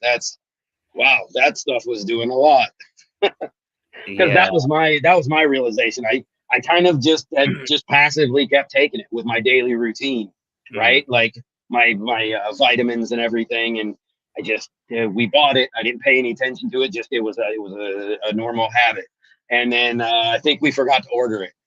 And I'll tell you what, man. After that month, I was like, holy fuck! Like I can't believe how much work a mushroom I can buy. A mushroom pill that I can buy just off of any store, a proper one, would work that well. It had that much benefit. So we searched out and bought like real quality shit from that point, and it's fucking amazing. Definitely, man. I'm excited about it because I want to go into more than just psilocybin. I want to go to lion's mane. I want to go into like everything you're talking about. Fragrant lion likes asking for a dad frog. I agree. Oh, hold on. I think I can get that back. Give me 1 second. You keep talking while I do that. Yeah. But I definitely want to get into all of that because there's even not just benefits for ourselves as human beings, but for our pets, our canna pets, our fun pets. I had gotten a treat that was for dogs. It was a mushroom hemp CBD treat. That part.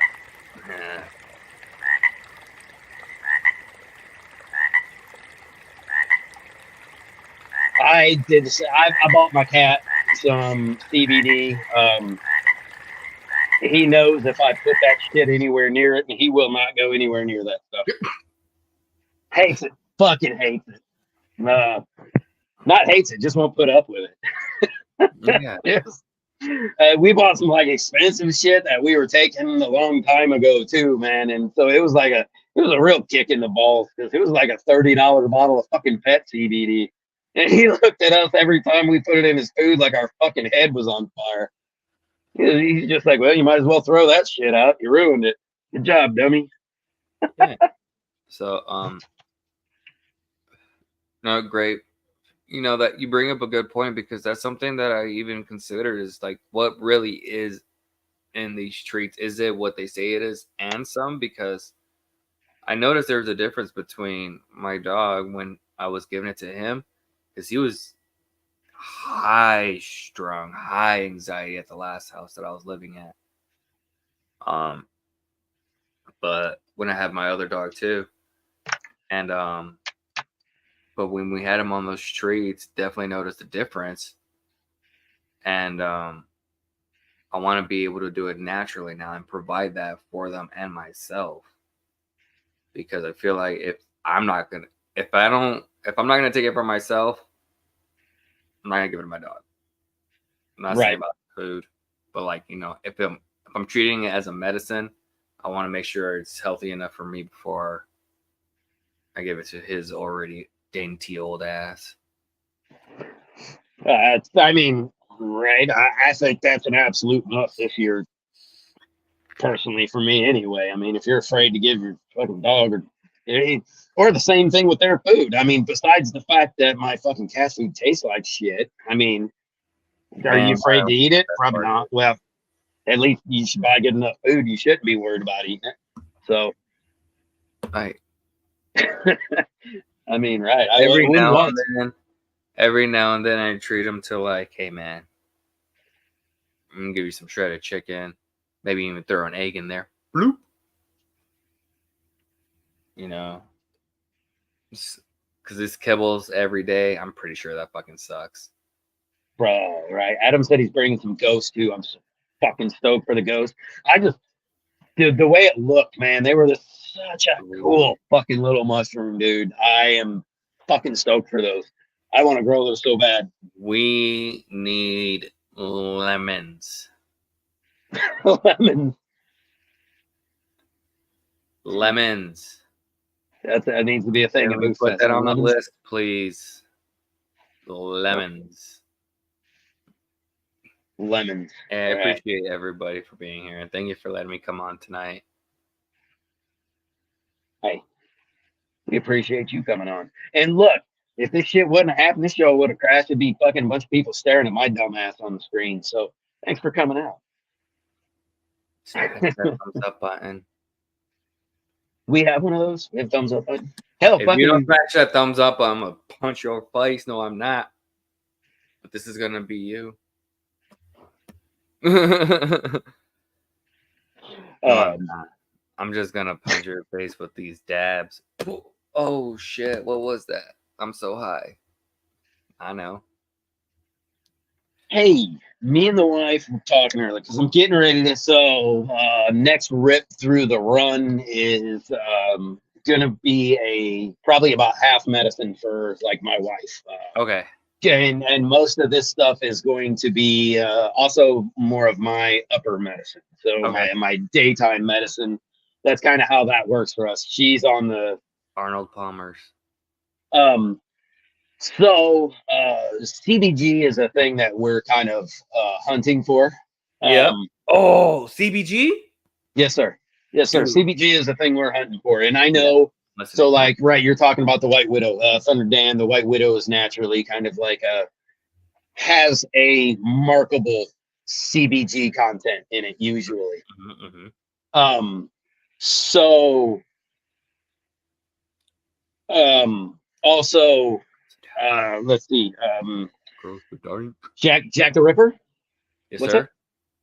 up? So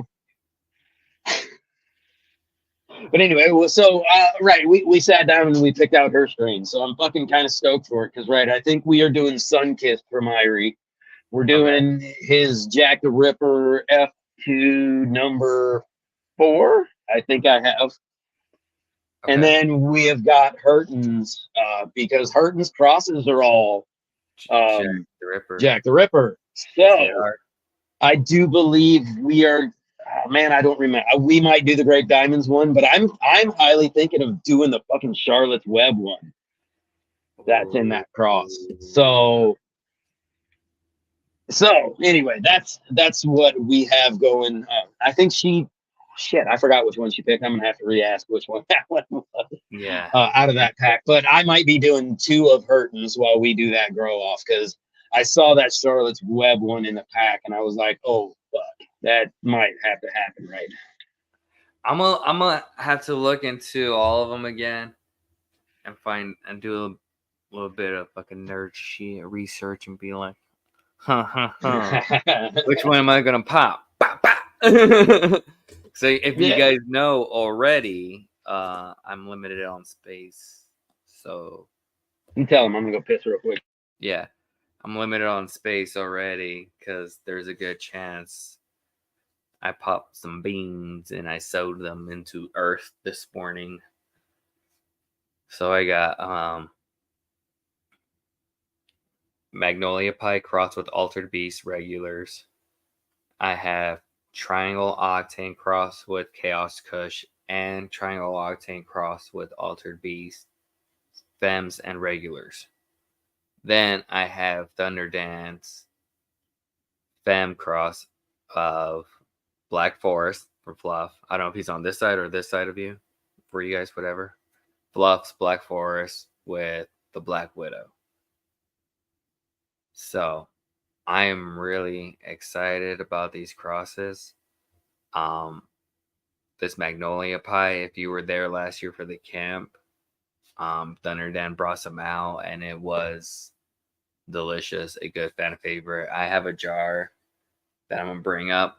Not much of it, but enough for everybody to smoke. Now I'm limited on space. So when it comes to this grow off, I don't know how many I'm gonna pop. Probably just 4 of them. 2 different strains. I always want to make like just to be Black Forest came from Mr. Rosenman 82, right? Black That was Forest his is fucking creation. Adam, not Fluff. I digress. I apologize. Thank you, Dan. Now, I want to give credit where credit is due. This plant was created originally by him, and I am taking this shit on as mine to continue it. This is fantastic plant. I have crossed. This is not my plant quite yet. I'm trying to take over Adam's plant, and I think he's letting me. is what's happening. But I have the F2s and all that stuff. This is currently still Adam's, the work that he created. So I just want to absolutely mention that because that credit needs to go to him. That was a fucking phenomenal cross. Hell yeah. My bad. I digress. She grows the dank. So we're going to be growing Hurt Albertan Genetics. He did pass out some tester packs. And if I remember correctly, you're in Canada, right? If so, I believe Cariboo might be able to help you with some seeds. Reach out. We're going to get you taken care of.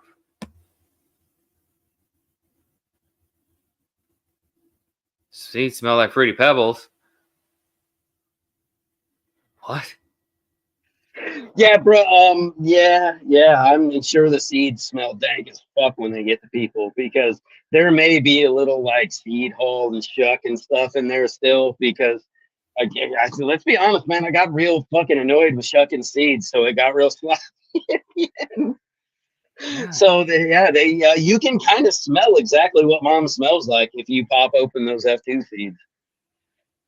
Nice. Shout out to Adam, my bad, Rosin Man, for Black Forest. I digress, and let me unfuck myself.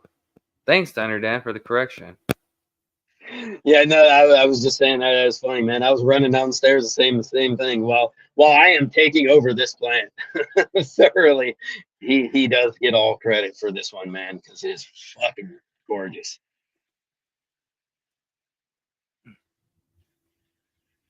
Yeah, But buddy. you should see the Betty cross.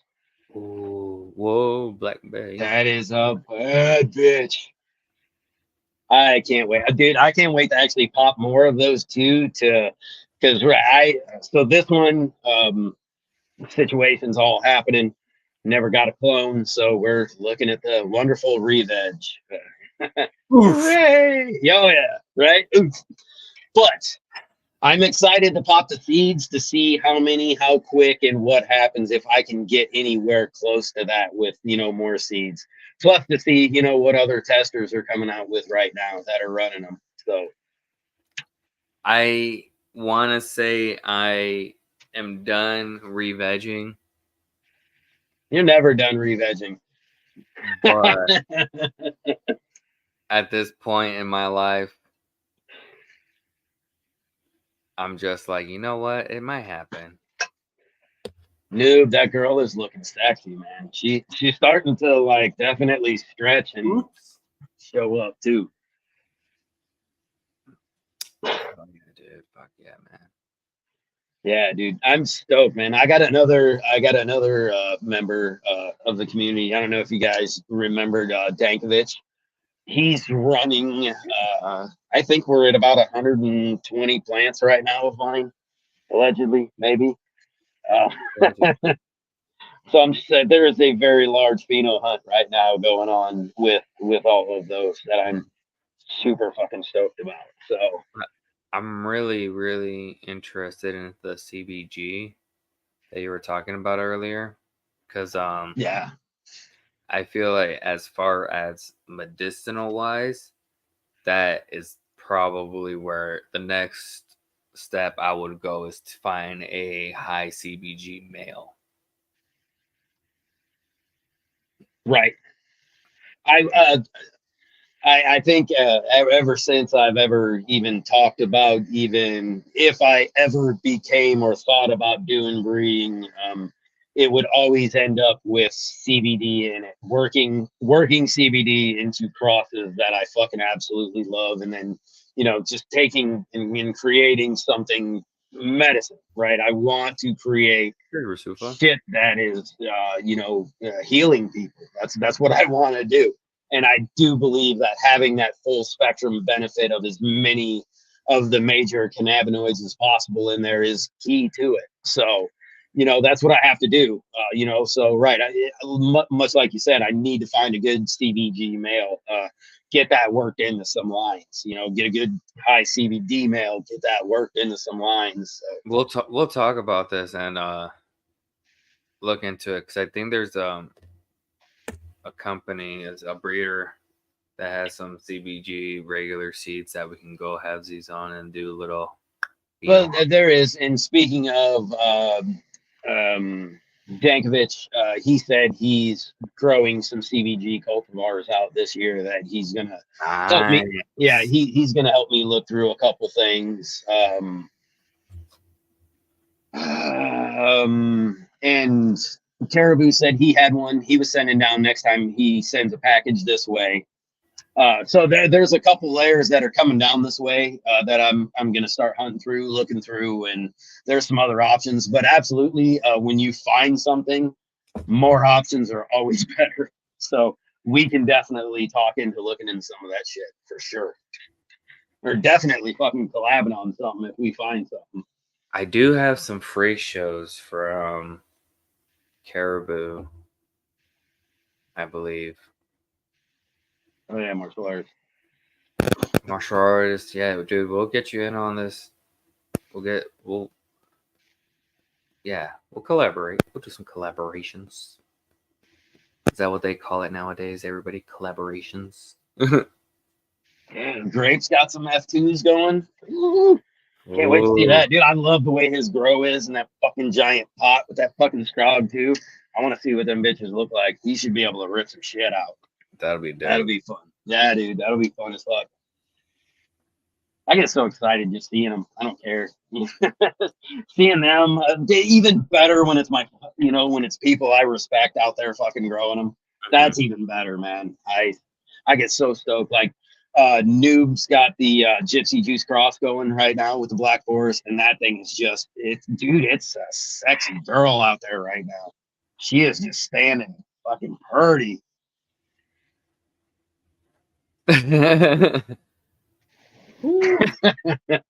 Yeah, Adam, you'll be the fucking first one who gets the first cut, dude. I guarantee that.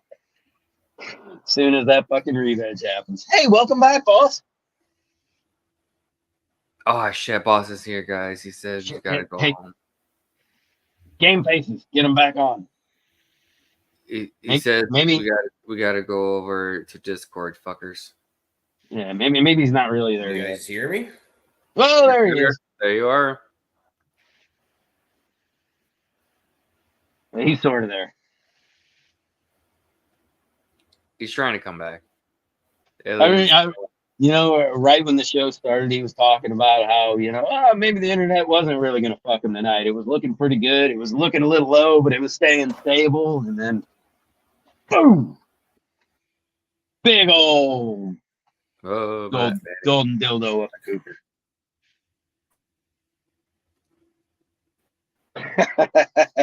Totally down collab, dude. That's what they're calling it nowadays, yeah.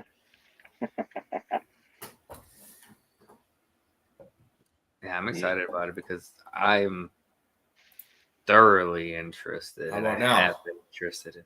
Yeah, what's up? Yeah. Are you going to continue there? Nope. Sure ain't.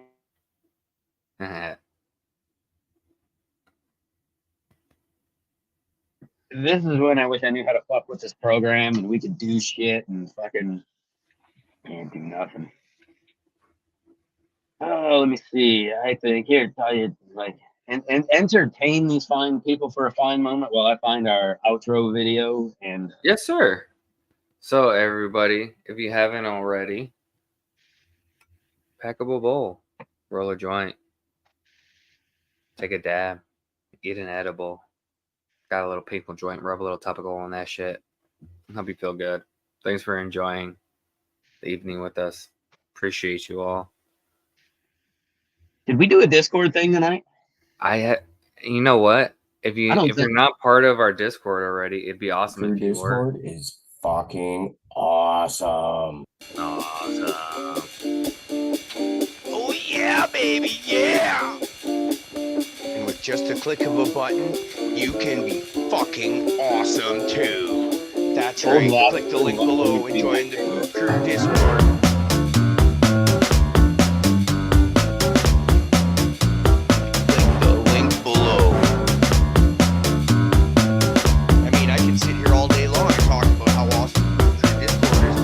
Why take my word for it? Look at these great people right here. Look at how much fun they are having. Would they lie to you? The answer is fuck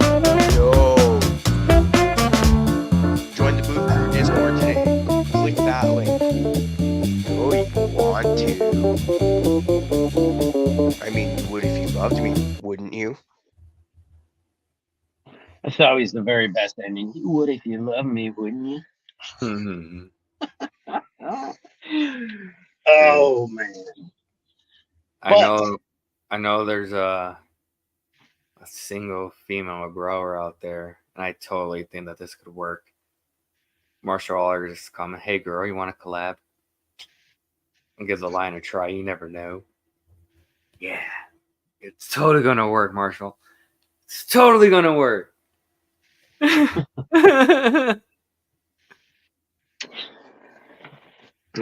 shit, man, that was a thought. We had kind of had a looking at that, rip Frenchie Cannoli. It was 2 years, but we had thoughts about trying to maybe get his widow on to talk with her, because she's apparently quite the knowledgeable about the hash as well. So and that would be a very cool conversation. No, absolutely. I think, damn, I didn't even think about Hey, that. what is your thoughts on that shit real quick? We got a couple of minutes. What's your fucking thoughts on that new hash thing that, I think Buds and Clay Pipe posted that I don't know what the fuck it was called.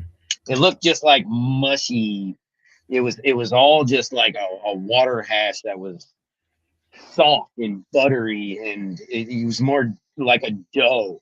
And they were saying it was flat out like a any Where did they put it at? oh shit, it was in the chat. Bullshit session? I don't know. Hash? Because hash and more, maybe, probably. Oh yeah. Probably, hey, was it in the hash room? Maybe. I don't know. But Anyway, so there's okay. We got this, Marshall. I believe in you too, friend. Full melt hash. Is that what you're talking about? yeah, I mean it's Okay, something it's something a little different. This is a processed hash. But okay, go ahead. In my opinion, from my understanding, what it is basically the hash coming out of the freeze dryer. They're not going to press it to make the rosin. No, this is unpressed. This is it's a complete. I believe it's a completely cold cure all the way through. Heat never touches it. Very very little oxygen kind of touches it, and it's a fucking temple ball that is gooey. I mean, it fully melts. All the terps are still there. Yeah, it's supposedly supposed to be just the best.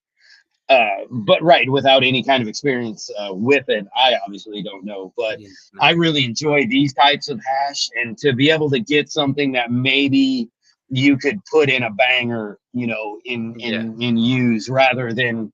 I mean, I love the way I use my hash, but it would also be nice to just be able to fire up a banger, boom, clean it out, be done. Anyway, and I like less processing, so that part of it, is awesome to me. I do believe that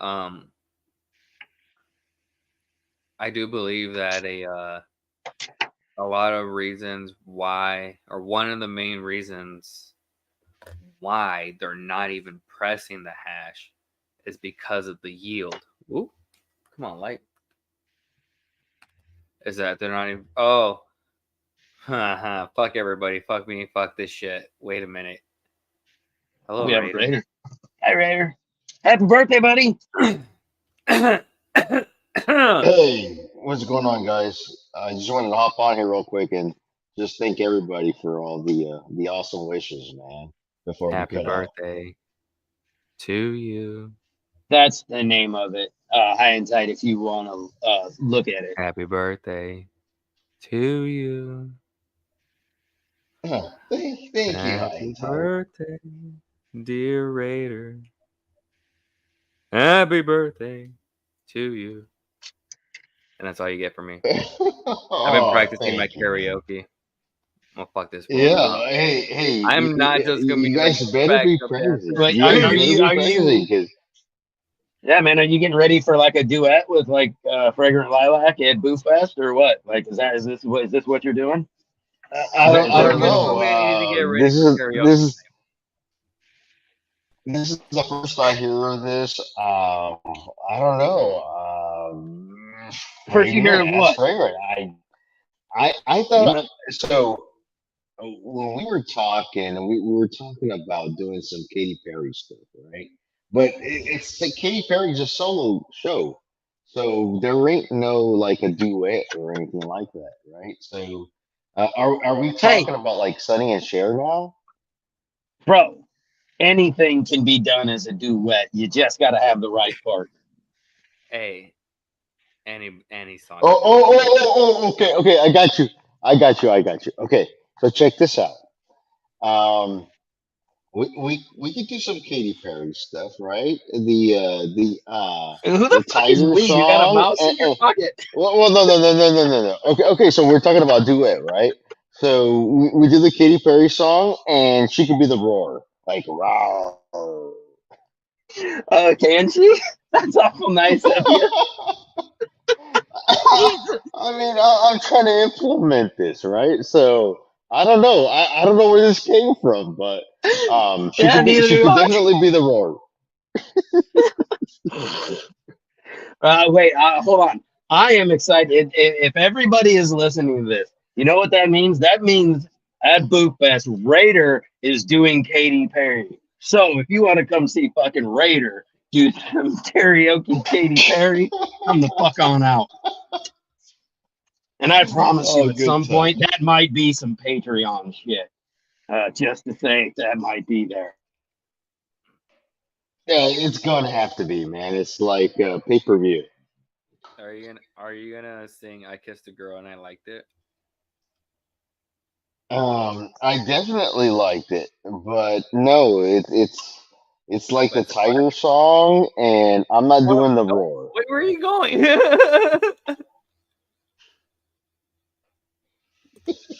Eye of the Tiger? Is that it? Uh, well, I never knew about this duet. Like Love just came out of like left No, field with this duet. you Like fucking just made it up. Raider.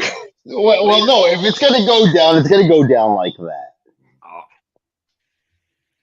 All right. How about this? What is happening here? I'll sing a duet with you if I get the first pizza.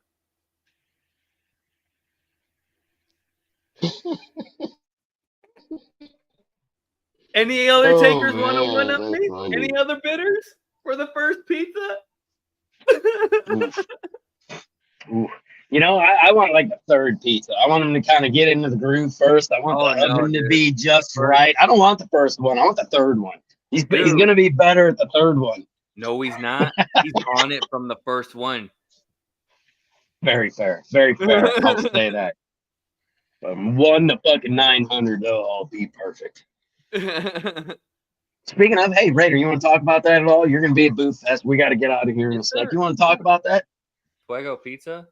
Yeah. Yeah. What Um, are you doing with that? oh yeah. Hey, so Fragrant put on a little channel there to the booth camp get together and whatnot. You guys make sure you guys hit that up to let me know. That way I can get a good count on how many people are going to be there and how many pizzas I got to make because it's a guessing game at this point, right? So I know last year we did about close to 30 pizzas. I believe this year we might be closer to 50, but if I can get a real good count, that gives me a good idea of what I got to bring out there. So if you guys like, go ahead, hit that up. You guys going to attend the event? Let me know, and thank you. Yeah.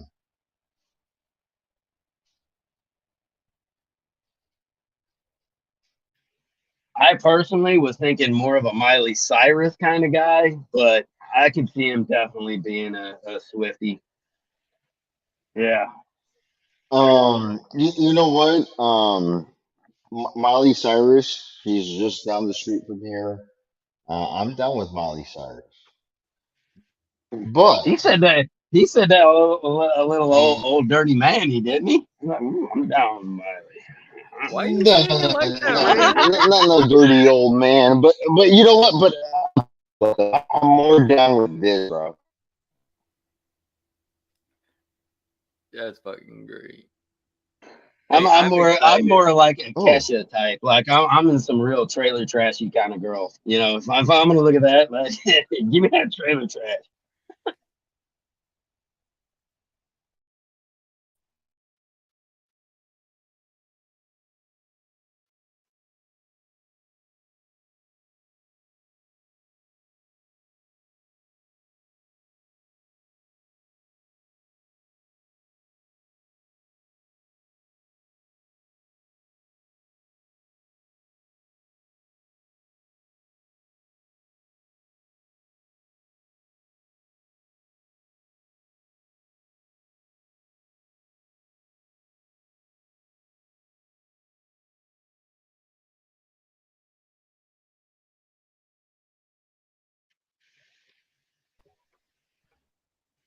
Right on, right on. All right, Dope. nothing.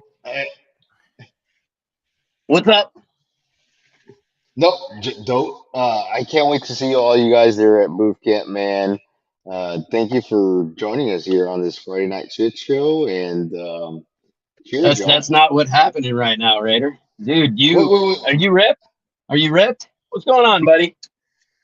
Identify yourself. Are you Raider? Wait. Is this Raider? It's Raider, it is fucking 10:08. Tuesday, buddy. Get your head out of your ass. Well, but we are the shit show, so it's not the Friday night shit show. It's the Tuesday night shit show, but we are still the shit show. I'm sorry. It's okay. Shit. We're talking about gotta cook your poop for your substrate, so it was kind of a shit show. It was getting there. We could have turned it more into there next time. Anyhow, well, I tell you got anything to tell everybody? We'll get this fucking thing concluded on, and if anybody wants to hang out, we'll bring the shit over to Discord. Hey, appreciate you. Appreciate the best cannabis community out there. Can't wait to get you guys fucked up on some of the rosin that I have. Oh yeah, I fucking can't wait. I can't wait. Triangle Octane's gonna fucking just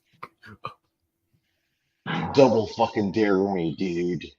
I double dog yeah. dare you. Take I can't wait. Oh yeah, and on that, man, thank you to everybody in chat who's been hanging out. It's been lively. It's been great. We apologize that, you know, once again, our show just doesn't go the way it's supposed to. But I hope you all had a good one. I hope we put something out there for you, and we'll see you all Friday. Friday night shit show.